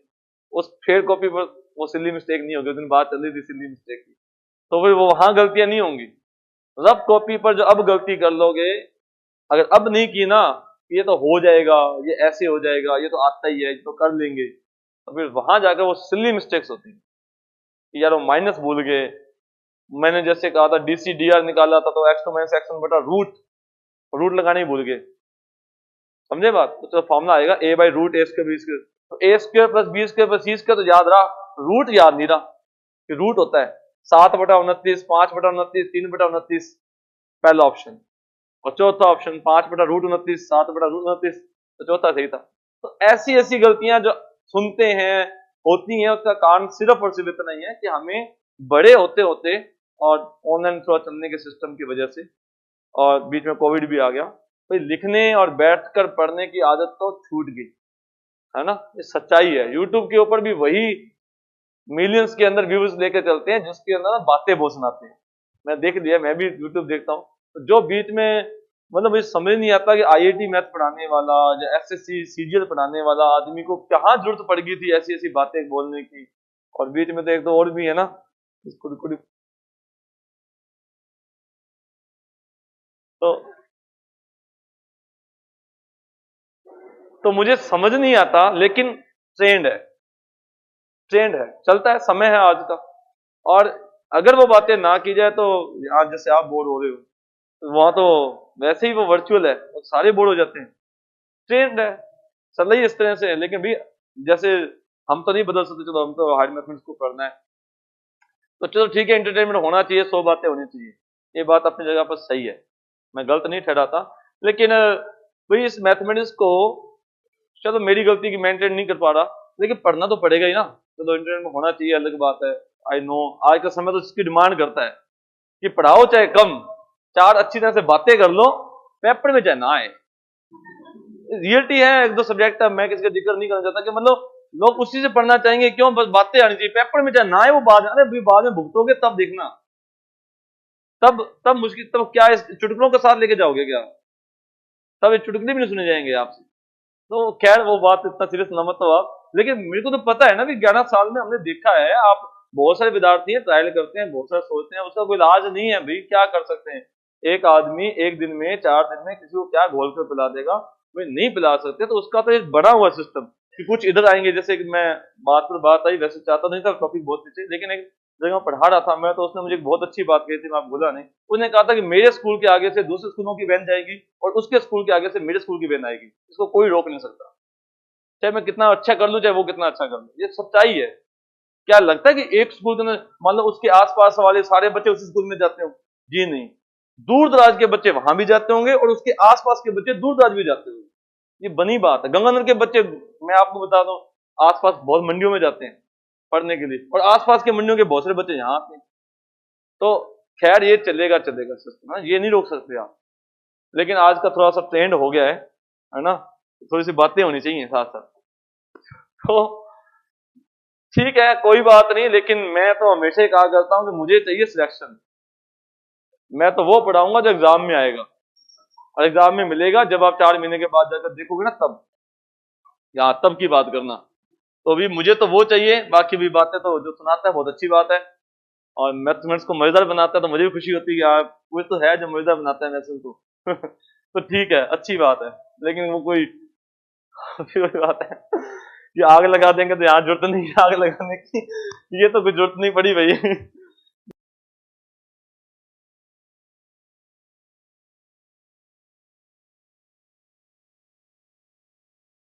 मैं ये नहीं कह रहा कुछ, लेकिन इंपॉर्टेंट बात है, काम की बात होनी चाहिए। तो खैर, तो कुल मिलाकर क्या रिजल्ट निकला, चारों भुजाएं समान है लेकिन विकर्ण समान नहीं है। तो चारों भुजाएं समान है, विकर्ण समान नहीं है, तो क्या बनेगा? समचतुर्भुज, कॉम्बस। ठीक है, चलिए। अभी तक हमने सिर्फ एक ही फॉर्मूला पढ़ा है, डिस्टेंस फॉर्मूला, और डिस्टेंस फॉर्मूले के ऊपर अगर त्रिभुज बनता है तो कैसा त्रिभुज बनता है, चतुर्भुज बनता है तो कैसा चतुर्भुज बनता है, उस पर हमने बात की। 10th क्लास का ही एक और टॉपिक है सेक्शन फॉर्मूला, ये भी हम 10th क्लास में इसका पढ़ लेते हैं इसको। सेक्शन फॉर्मूला क्या कहता है कि अगर आपको दो पॉइंट्स के कोऑर्डिनेट पता है, अगर हमें दो पॉइंट्स के कोऑर्डिनेट पता हैं, एक पॉइंट्स के कोऑर्डिनेट हैं x1, y1, दूसरे पॉइंट्स के कोऑर्डिनेट हैं x2, y2, और एक पॉइंट जो है इन दोनों बिंदुओं को मिलाने वाले रेखाखंड यानी कि लाइन सेगमेंट पर इस प्रकार है कि उस पॉइंट की ए पॉइंट से डिस्टेंस और उस पॉइंट की बी पॉइंट से जो डिस्टेंस है, उन दूरियों का अनुपात पता है हमें। हमें दूरियों से मतलब नहीं है, दूरियों के अनुपात से मतलब है। मतलब ये हुआ कि अगर मैं कहूं कि मुझे P से लेकर A तक की दूरी 4 है और P से B तक की दूरी 6 है, तो मुझे दूरियों 4 और 6 से मतलब नहीं है, मुझे उनके अनुपात 2 और 3 से मतलब है। अगर अनुपात 2 और 3 दे दिया तो दूरियां 4, 6 भी हो सकती हैं, ज्यादा भी हो सकती हैं, हमें रेशो से मतलब है। तो मुझे दूरियां नहीं दे रखी, रेशो दे रखा। तो दूरियां दे रखी तो अच्छी बात है, लेकिन चाहिए क्या? रेशो। तो अगर P पॉइंट उन AB लाइन सेगमेंट के ऊपर है, इस तरह से है जिस तरह से आपको यहां शो किया गया है, तो इसे हम बोलते हैं अंतः विभाजन। P क्या करता है? A और B को मिलाने वाले रेखाखंड को, लाइन सेगमेंट को M रेशो N में, M अनुपात N में अंतः विभाजित करता है। ठीक है। और बाह्य विभाजित का मतलब क्या होता है कि अगर वो जो पॉइंट है जिसको मैं P पॉइंट कह रहा था, वो A और B पॉइंट्स को मिलाने वाले लाइन सेगमेंट के आउटसाइड, बाहर की तरफ, मे बी बी की तरफ हो चाहे ए की तरफ हो, लेकिन बाहर की तरफ हो, अगर बाहर की तरफ है, ए बी लाइन सेगमेंट के ऊपर ना होकर उसको बढ़ाने पर बाहर की तरफ है, और पी की ए से डिस्टेंस और पी की बी से डिस्टेंस का रेशो एम रेशो एन है, तो हम बोलेंगे पी जो है इस स्थिति में ए बी रेखाखंड को एम अनुपात एन में बाहर विभाजित करता है, एक्सटर्नल उसका सेक्शन होता है। तो बाह्य विभाजन और अंतः विभाजन का मतलब समझ लीजिए, अंतः विभाजन का मतलब P कहां है? ए बी लाइन सेगमेंट के ऊपर है, और बाहर का मतलब है उसके बाहर की तरफ है, चाहे बी की तरफ हो सकता है चाहे ए की तरफ भी हो सकता है। ठीक है। रेशो क्या है? M ratio N. मैं फिर कह रहा हूं दूरियां नहीं है, रेशो है। और इस स्थिति में जो बाह्य विभाजन होता है, उस स्थिति में भी P से लेकर A तक की दूरी है। मतलब ऐसा नहीं है कि ये 8 है और ये 12 है तो अनुपात 2 अनुपात 3 आ गया, जी नहीं। P की A से दूरी कितनी है? 20। P की A से दूरी 20 और P की B से दूरी 12 है, तो अनुपात आएगा 20 अनुपात 12। तो अनुपात ज्ञात करते वक्त हमें P की A से डिस्टेंस चाहिए और P की B से डिस्टेंस चाहिए। ठीक है। बाकी डायग्राम की आवश्यकता बहुत कम पड़ती है, लेकिन पता होना चाहिए। इस स्थिति में P पॉइंट्स के कोऑर्डिनेट हम बता सकते हैं यदि हमें यह पता हो कि कोई पॉइंट दिए गए दो बिंदुओं को मिलाने वाले लाइन सेगमेंट को, रेखाखंड को किसी दिए गए अनुपात में अंतः विभाजित करता है या बाह्य विभाजित करता है, तो हम वो बिंदु के निर्देशांक, वो पॉइंट बता सकते हैं। अगर अंतः विभाजन है तो पॉइंट्स के जो कोऑर्डिनेट होते हैं वो होते हैं m x2 plus n x1 upon में m plus n, m y2 plus n y1 upon में m प्लस n। ये अंतः विभाजन के लिए। और बाह्य विभाजन के लिए, बाह्य विभाजन के लिए m x2 minus n x1 upon में m माइनस n और m y2 minus n y1 upon में m माइनस n, ये बाह्य विभाजन के लिए। तो अंतः विभाजित करने वाले पॉइंट्स के कोऑर्डिनेट और बाह्य विभाजन करने वाले पॉइंट्स के कोऑर्डिनेट क्या होते हैं उसका फॉर्मूला जो जनरली हम जानते हैं, लेकिन फिर भी मैंने आपको बताया कि अंतः विभाजन का मतलब क्या है और बाह्य विभाजन का मतलब क्या है। ठीक है। अनुपात मानकर बिंदु ज्ञात करना, इसका मतलब क्या है कि ऐसा सवाल तो बहुत कम होता है जब हमें अनुपात दिया हो बिंदु ज्ञात करना हो। ज्यादातर सवाल क्या होते हैं? बिंदु दिया होता है और हमें अनुपात ज्ञात करना होता है, चाहे डायरेक्टली चाहे इनडायरेक्टली, मतलब रेशियो फाइंड आउट करना हमें ज्यादा सवाल होता है कि किस अनुपात में डिवाइड करता है। तो उस अनुपात को हम क्या करते हैं, उससे पहले हम समझें कि देखिए जो मैंने अभी P पॉइंट्स के कोऑर्डिनेट लिखे हैं उसको लिखा है m x2 plus n x1 upon में m प्लस n और m y2 plus n y1 upon में m प्लस n, अंतः विभाजन के लिए। अगर हम इसको यूं लिखना चाहें, मैं n कॉमन ले लूं,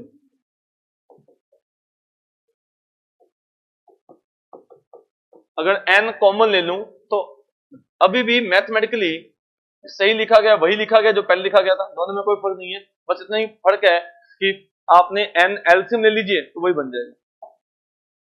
ठीक है, ऐसा भी लिखा जा सकता है। अगर वो अनुपात 3:2 था तो अब वो 3/2 दिख रहा है। इतना ही फर्क है कि पहले हमें क्या अनुपात दिया था, 3:2, अब वो 3/3:2 3/2 दिख रहा है, जबकि हम जानते हैं कि 3/2:1 और 3:2 में कोई फर्क नहीं है, एक ही बात है। तो इस m/n को अगर मैं लिख देता हूं लैम्डा या k, वट जो भी आप यूज करते हैं 10वीं क्लास में, तो आई थिंक तो k कर लेते हैं। चलो हम k यूज करते हैं, k x2 plus x1 upon में k plus 1 comma k y2 plus y1 upon में k प्लस 1। तो यदि अनुपात मानना है कि दिया गया बिंदु, दी गई रेखा, आगे जाकर समतल, वर्त वगैरह वगैरह किस अनुपात में विभाजित करता होगा, तो वो अनुपात हम क्या मानते हैं, k अनुपात 1, k अनुपात 1 मान लेते हैं। और यदि अनुपात 3:2 था तो k का मान 3/2 आ जाएगा। ठीक है, अपने आप 3/2 आ जाएगा, और 3/2 अनुपात 1 और 3:2 का मतलब एक ही है। तो हम अनुपात को क्या मानते हैं, m अनुपात n ना मानकर k अनुपात 1 मानते हैं। दोनों में फर्क नहीं है, लेकिन फायदा यह है कि m अनुपात n मानेंगे तो दो वेरिएबल आ जाएंगे, तो हमें दो कंडीशन चाहिए होंगी। और अगर k अनुपात 1 मानोगे तो फिर एक कंडीशन से काम चल जाएगा। ठीक है, तो जब भी अनुपात मानना होता है तो हम अनुपात मानते हैं k अनुपात 1 या लैम्डा अनुपात 1, जो भी आप मानते थे। दूसरी बात, अगर k का मान आया माइनस में, ठीक है, तो अगर k का मान माइनस में आता है, मान लीजिए k का मान आया -3/2, तो k का मान अगर मैं -3/2 लिखता हूं यहां पर, तो माइनस जरूर है कि x2 के साथ लगाओ, तो x1 के साथ भी जा सकता है, कैसे नो ले सकते हैं। तो जब आप उसका एलसीएम लोगे तो वो माइनस आपको यहां मिलेगा, मतलब उस स्थिति में बाहरी विभाजन होगा, एक्सटर्नल सेक्शन होगा। तो जो अनुपात आपने लेट किया, जो अनुपात आपने माना, तो अनुपात मानना क्या है, m अनुपात n नहीं मानते, हम k अनुपात 1 मानते हैं। क्यों मानते हैं वो कारण बताया, क्योंकि हमें एक कंडीशन दी होती है तो हम उसको k अनुपात 1 मान सकते हैं। अगर आपका आंसर 3:2 था तो k का मान 3/2 आ जाएगा, और अगर k का मान प्लस आया तो कौन सा विभाजन, अंत्य विभाजन। अगर k का मान प्लस आया तो दिया गया बिंदु उन दो बिंदुओं को अंत्य विभाजित करता है, और अगर k का मान माइनस में आया तो फिर बाहरी विभाजन करें। ठीक है जी, तो हम अनुपात k अनुपात 1 मानते हैं। एक छोटा सा सवाल है प्रैक्टिस के लिए, देखिए क्या सवाल है। बिंदु 5, -1 बिंदुओं a और b को मिलाने वाले रेखाखंड को 2:3 में विभाजित करता है। a बिंदु आपको दे रखा है, b बिंदु बताना है, बताइए।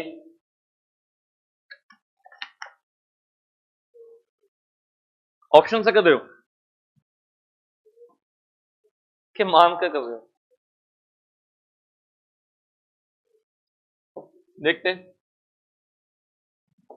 ए बिंदु हमें दे रखा है 11:-3, बी बिंदु आपको ज्ञात करना है। हम वैसे डायग्राम जब बनाते हैं तो इंटरनली बनाते हैं कि अंत्य विभाजन करता है। आप a, b मान सकते हैं या x, y मान सकते हैं। मैथ में भी बता रहा हूं मैं, आगे जाकर चलो शॉर्ट मेथड वगैरह जो होते हैं हम डिस्कस करेंगे जरूर।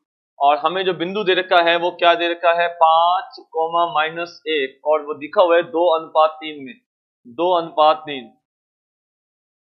ठीक है, तो 5 = 2 गुना x, 2x, और 3 गुना 11 अपॉन में 2 + 3, और -1 बराबर 2 गुना y और 3 गुना -3 बटा में 2 + 3।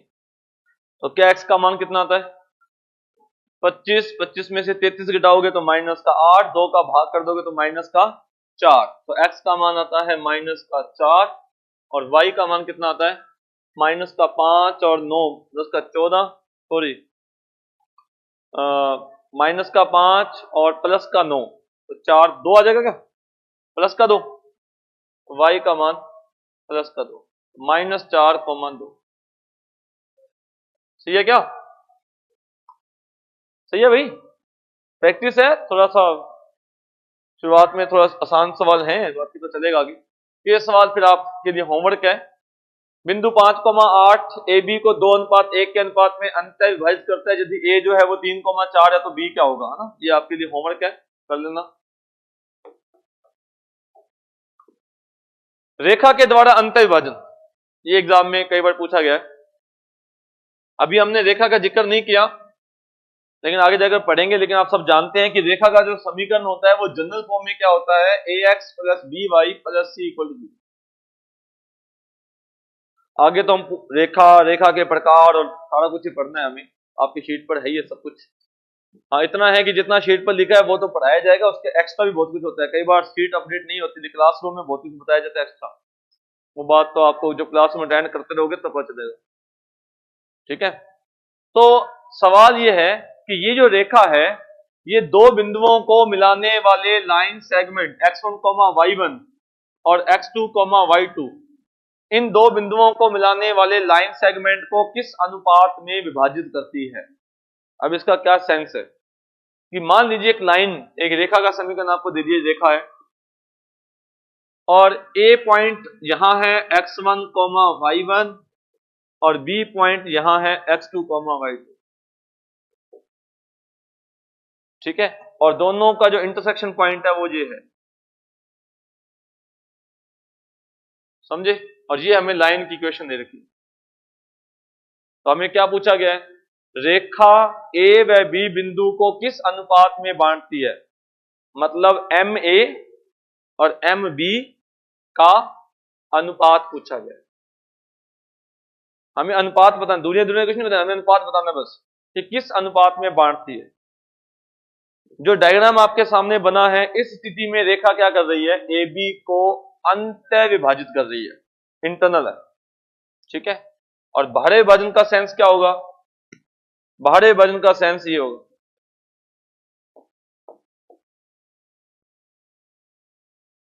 ठीक है। इस स्थिति में भी रेखा जो है वो ए बी को बाहरी विभाजित कर रही है। किस प्रकार से कर रही है, पी मान लो, अगर आप शुरू से पी मानते आए हैं तो इसको पी मान सकते हैं। अच्छा, ये तो हुआ कि रेखा के द्वारा दो बिंदुओं को मिलाने वाले रेखाखंड के विभाजन का मतलब क्या है, अंतः विभाजन का मतलब क्या है, बाहरी विभाजन का मतलब क्या है। आगे जाकर हम इसको और डीपली पढ़ेंगे जब आपसे सवाल पूछा जाएगा। एग्जाम में भी पूछा गया 2 बार। क्या पूछा गया कि दिए गए दो बिंदु रेखा के सापेक्ष किस स्थिति में है। जो पहली स्थिति आपको दिख रही है जिसमें अंतः विभाजन हो रहा है, इस स्थिति में दोनों बिंदु रेखा के विपरीत हो रहे हैं, अपोजिट साइड्स में। और दूसरी स्थिति में रेखा के एक ही ओर है। अब एक ही ओर का मतलब ये नहीं कि ऊपर की ओर है कि नीचे की ओर है, ये नहीं बता सकते हो, ये होता भी रेखा के ऊपर नीचे कुछ नहीं होता ऐसा। हाँ, क्या बता सकते हो कि बाहरी विभाजन का मतलब क्या है कि दोनों बिंदु रेखा के एक ही ओर है, और अंतः विभाजन का मतलब क्या है, रेखा के विपरीत ओर है। ये सवाल एग्जाम में 2 बार आ चुका है। हमें बिंदु दिए हुए थे और उसमें कहा था कि यदि दिए गए दोनों बिंदु रेखा के विपरीत ओर है तो एक्स का मान बताइए। बस उसने अंतः विभाजन बाहरी विभाजन का जिक्र नहीं किया, उसने कहा कि विपरीत ओर है, अपोजिट साइड है। तो डायग्राम से समझ रहे बात कि यदि रेखा दिए गए दो बिंदुओं को अंतः विभाजित करती है तो दोनों बिंदु रेखा के विपरीत ओर होंगे, और यदि बाहरी विभाजित करती है तो सेम साइड होगी। फिलहाल हमारा क्वेश्चन ये नहीं है, फिलहाल हमारा क्वेश्चन है कि रेशियो क्या होगा, रेखा दिए गए दो बिंदुओं को किस अनुपात में विभाजित करती है वो। और वो ज्ञात करने का जो फॉर्मूला है वो क्या है वो बताते हैं। कि मान लीजिए कि वो रेशियो जो है वो लैम्डा रेशियो 1 है या k/1 जो भी हम मानते हैं, तो लैम्डा की वैल्यू जो फाइंड आउट करने का फॉर्मूला है वो है माइनस, ये सूत्र का माइनस है, माइनस रेखा की समीकरण में वो बिंदु रखने हैं। जैसे पहले आपने बिंदु रख दिया x1 y1, ठीक है जी। तो रेखा के समीकरण में पहले कौन सा बिंदु रख दिया x1 y1, और दूसरी बार रेखा के समीकरण में कौन सा बिंदु रख दिया x2 y2। रेखा के समीकरण में बिंदु रखें x1 y1 और दूसरी बार x2 y2 इस अनुपात में, ठीक है। अब इसमें इंपॉर्टेंट हो गया कि अगर वो बोलेगा ए बी को किस अनुपात में विभाजित करती है, ए बी को, तो लैम्डा इक्वल टू माइनस ऊपर कौन सा पॉइंट ए पॉइंट, नीचे बी पॉइंट। समझे बात कि ए बी को 2:3 में करती है और आपने ए की जगह पर बी लिख दिया, पहले लिख दिया बी वाले कोऑर्डिनेट, नीचे ए तो 3:2 आ जाएगा और ऑप्शन में भी मिल जाएगा आपको 2:3 3:2।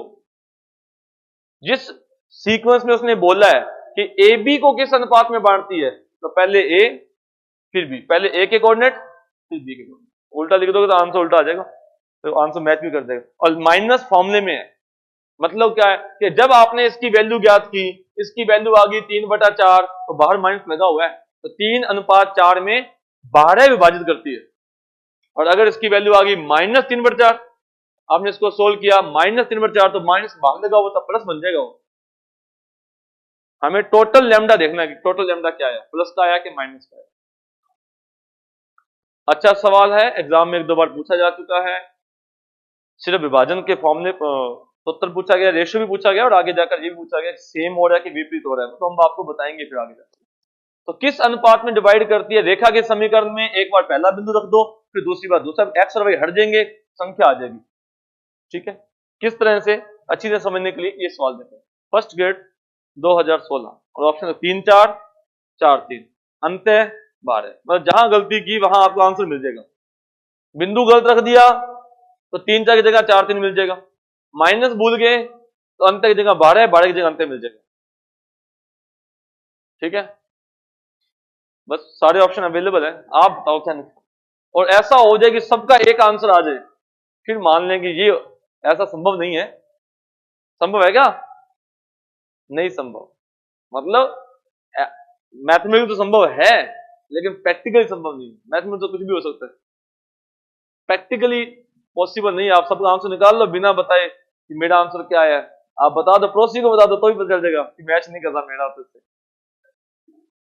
रियलिटी है ये, आप अपने पड़ोसी को बताओगे ना 3 4 को, तो उससे मिसमैच हो जाएगा, या तेरा कुछ हो रहा है मेरा कुछ हो रहा है, जबकि है क्या बिल्कुल सरल। अभी तो बिल्कुल सरल ही बात कर रहे हैं हमने, लेकिन ऐसा हो जाता है। हाँ जी, तो सवाल क्या था कि रेखा 3x + y = 9 बिंदुओं 1,3 और 2,7 को जो सीक्वेंस लिखा है 1 3 पहले आएगा, तो जोड़ने में रेखा को जिस अनुपात में विभाजित करती है तो वह अनुपात क्या है, तो हमने अनुपात माना λ/1 माइनस रेखा की जो समीकरण है 3x + y -9, ठीक है जी।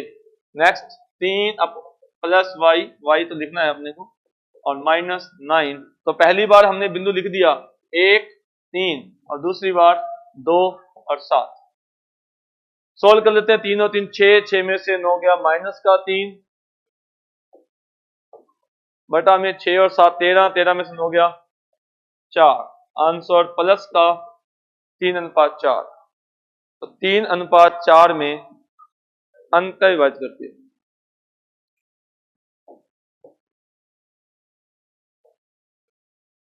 ठीक है जी, फर्स्ट ग्रेड 2016। सेकंड ग्रेड 2018, दो बिंदुओं 3, -1 और 8,9 को मिलाने वाली रेखा को सरल रेखा y - x + 2 = 0 किस अनुपात में काटती है। प्लस माइनस लिखा हुआ नहीं है तो ठीक है, अंत ही होगा, वैसी बात हो। नहीं लिखा तो उसकी हेडेक है ना। क्या करेंगे, -y - x + 2 बटा में y - x + 2, y - x, y लिखना है पहले वे, ठीक है जी। तो -1 पहले आ जाएगा, 3 बाद में आ जाएगा, y माइनस 9 पहले आ जाएगा, 8 बाद में आ जाएगा। सही है ना? बस वहां भी सही करना, वहां गलती हो जाती है कई बार। तो क्या आंसर आया? हाँ जी, 2:3 लैम्डा की वैल्यू है जी, लैम्डा की वैल्यू है, तो आंसर आ जाएगा 2:3।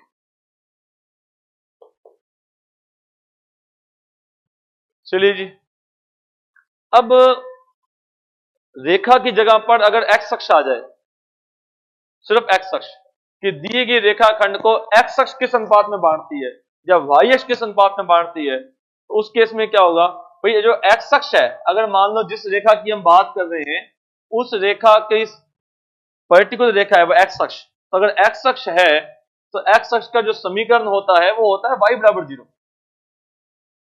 एक्स अक्ष के ऊपर y 0 होता है, बाकी तो हम रेखा में डीपली पढ़ेंगे, सब बातें आ जाएंगी वहां पर। y बराबर 0, तो अभी जो हमने मेथड डिस्कस किया था उसमें हमने क्या करना है, पॉइंट्स के कोऑर्डिनेट रखने, लैम्डा अनुपात 1 या लैम्डा इक्वल टू माइनस, तो लाइन की जो इक्वेशन है उसमें एक बार रखना है x1 y1 और एक बार रखना है x2 y2। और रेखा का समीकरण है क्या, x वाला इसमें है नहीं, कांस्टेंट इसमें है नहीं, तो y की जगह पर एक बार क्या आएगा y1 और y की जगह पर एक बार क्या आएगा, ऐसे कर सकते हैं। वो अलग बात है कि आपने 10वीं क्लास में क्या करते थे, अच्छा एक्स अक्ष है तो जो y कोऑर्डिनेट है हमारा, what is y coordinate, lambda y2 plus y1 upon में लैम्डा प्लस 1 इक्वल टू क्यों, तो एक्स अक्ष के ऊपर है, हम ऐसे करते थे है ना कि एक्स अक्ष किस रेशो में डिवाइड करेगी, तो एक्स अक्ष के ऊपर क्या होता है y कोऑर्डिनेट 0 होता है, तो हम लैम्डा रेशो 1 मान लेते थे, फिर y कोऑर्डिनेट निकालते थे lambda y2 plus y1 upon lambda plus 1, उसको इक्वल 0 कर देते थे, तो वहां से लैम्डा की वैल्यू कितनी आ जाएगी, यहां से लैम्डा की वैल्यू कितनी आएगी, माइनस में y1 अपॉन में y2। और ये मैंने आपको जनरल तरीका बता दिया कि लाइन की इक्वेशन में क्या करो, x की जगह पर x1, तो लाइन में x है क्या, है ही नहीं, अच्छा y की जगह पर y1 वो तो रख दिया, कांस्टेंट वो है ही नहीं, तो पहली लाइन की इक्वेशन में ऊपर क्या आएगा y1, नीचे क्या आएगा y2। तो हम ऐसे भी कह सकते हैं कि x अक्ष किस अनुपात में डिवाइड करती है, माइनस y1 अपॉन y2, या फिर उसको 0 का कर सकते हैं, माइनस y1 अपॉन y2। तो बताइए y अक्ष किस अनुपात में डिवाइड करेगी, माइनस x1 अपॉन में x2। अगर जनरल लाइन ना देकर x अक्ष या y अक्ष दे दे, 10th क्लास में सवाल है ये, x अक्ष y अक्ष, तो हम x अक्ष के लिए क्या ले सकते हैं, माइनस y1 अपॉन y2, और y अक्ष के लिए minus x1 upon x2। 7 number question है पेज नंबर 47 पर, दो बिंदुओं को मिलाने वाली रेखा को x अक्ष लैम्डा अनुपात 1 के अनुपात में विभाजित करती है, तो लैम्डा का मान क्या दिया हुआ है, x अक्ष, हाँ जी x अक्ष के लिए माइनस y1 अपॉन में y2, y1 अपॉन में y2 माइनस 2:3, x अक्ष के लिए minus y1 upon y2, mid point.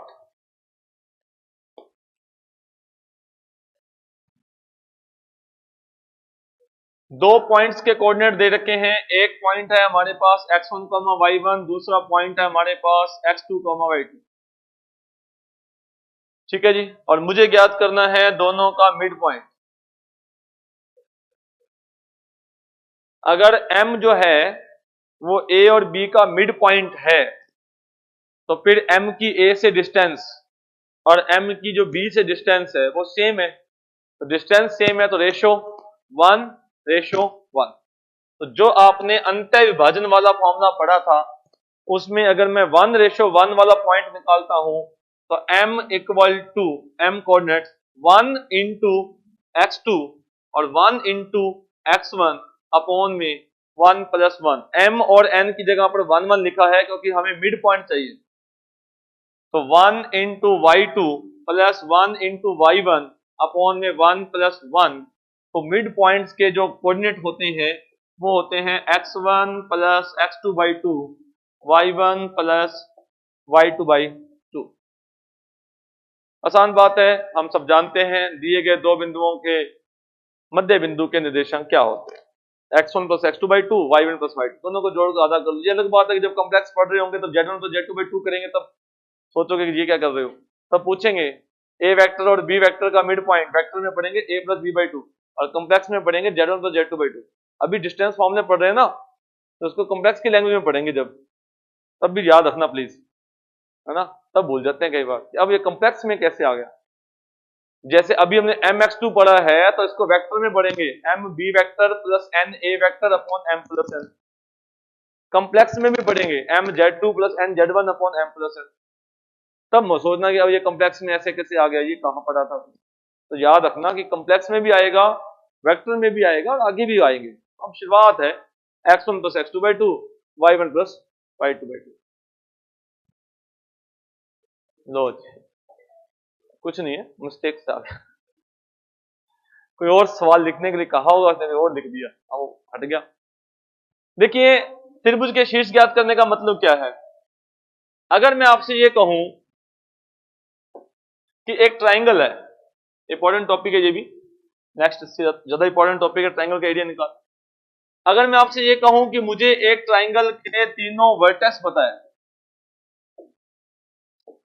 Triangle के तीनों वर्टिसेस पता है, शीर्ष पता है, और उनकी भुजाओं के मध्य बिंदु ज्ञात करो, तो कोई बड़ी बात नहीं है।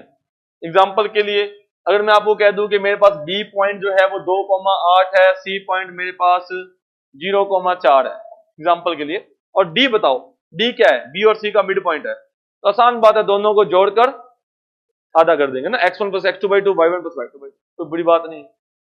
लेकिन सवाल इंपॉर्टेंट ये है, अगर आपको मिड पॉइंट पता हो, अगर मिड पॉइंट पता है और वर्टिसेस बताने, मान लो मैं आपसे ये कहता हूं कि डी पॉइंट मेरा ये है 1,3, ई पॉइंट मेरा क्या है 0,2 और एफ पॉइंट क्या है मेरे पास -2,4 एग्जांपल के लिए। अब बताओ ए कोऑर्डिनेट क्या होगा, या बी क्या होगा, या सी क्या होगा। थोड़ा मुश्किल काम आ जाए ना,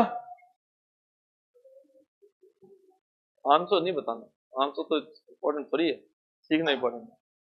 तो अब मुश्किल काम होगा कि अगर मैं आपको मिड पॉइंट दे दूं और ये कहूं कि ए बी सी क्या होंगे, तो फिर अगर हम बुक की लैंग्वेज की बात करें तो वो कह रहे एबीसी मान लो, x1 y1 x2 y2 x3 y3 मान लो, और फिर दोनों का मिड पॉइंट को बराबर कर दो। कितने वेरिएबल हैं, 6, x1 y1 x2 y2 x3 y3, और छोटी छोटी 6 समीकरण आ जाएंगी और हल कर लो, आ जाएगा।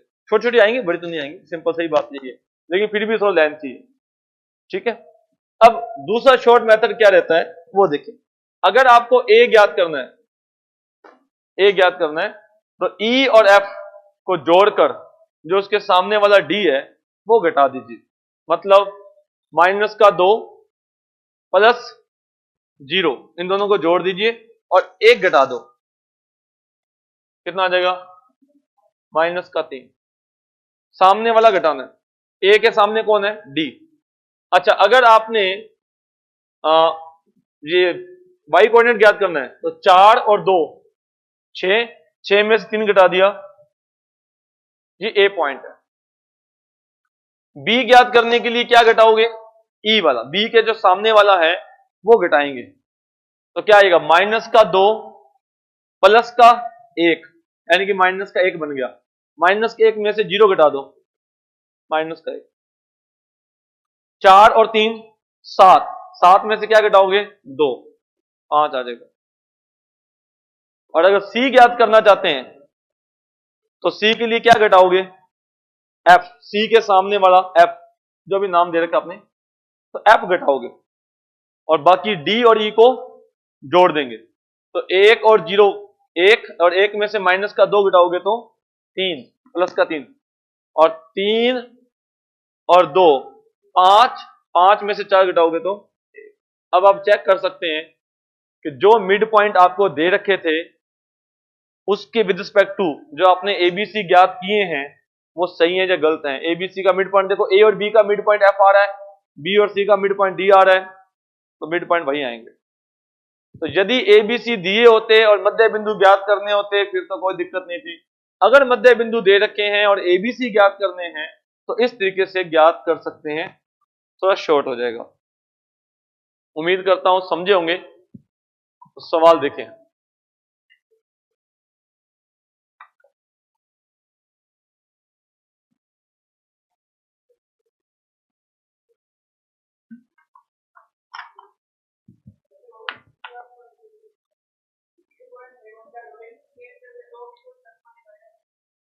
वर्टिसेस रोटेशन हो जाएंगे, क्यों नहीं फर्क पड़ेगा भाई। डी ई एफ अपनी जगह चेंज करेंगे तो उसके सामने वाला अपनी जगह चेंज करेगा,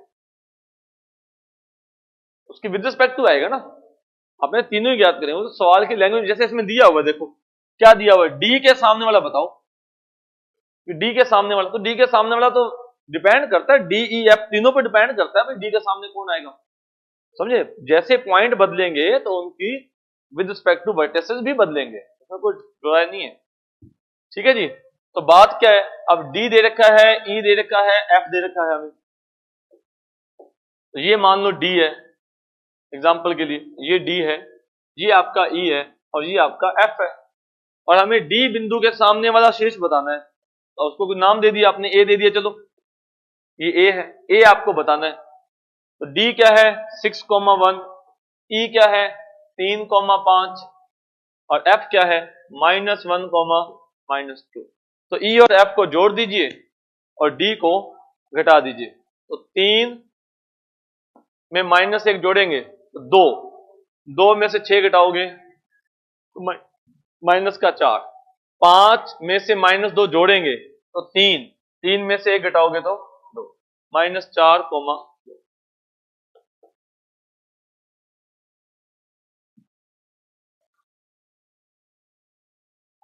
इसी बात का इस्तेमाल करके आप समांतर चतुर्भुज के वर्टेक्स का इस्तेमाल कर सकते हैं, ज्ञात कर सकते हैं। देखिए, समांतर चतुर्भुज का शीर्ष ज्ञात करना हो तो हम किस तरह से ज्ञात करते हैं वो देखते हैं। एक तरीका तो यही है, x1 y1 आपको पता है, x2 y2 आपको पता है, x3 y3 आपको पता है। चौथा ज्ञात करना है,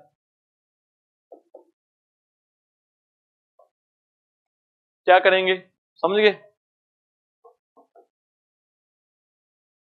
ए और सी को जोड़कर बी घटा दे, शॉर्ट फॉर्म में लिख दिया मैंने, ए और सी को जोड़कर बी घटा देंगे। समझ गए बात, ए और सी को जोड़, जो डी के सामने वाला कौन है बी है, तो उसको घटाएंगे। ऐसा क्यों, वो हम इस तरह से भी समझ सकते हैं, कोई बहुत बड़ी बात नहीं थी ये। एक्चुअली क्या होता है समांतर चतुर्भुज में, आप जानते हैं कि समांतर चतुर्भुज में पैरेललोग्राम के अंदर जो विकर्ण होते हैं वो एक दूसरे को समद्विभाजित करते हैं, इक्वली बाइसेक्ट करते हैं। ठीक है, तो ये बताओ फिर ए और सी का मिड पॉइंट क्या है, ए और सी का मिड पॉइंट x1 + x3 बटा 2।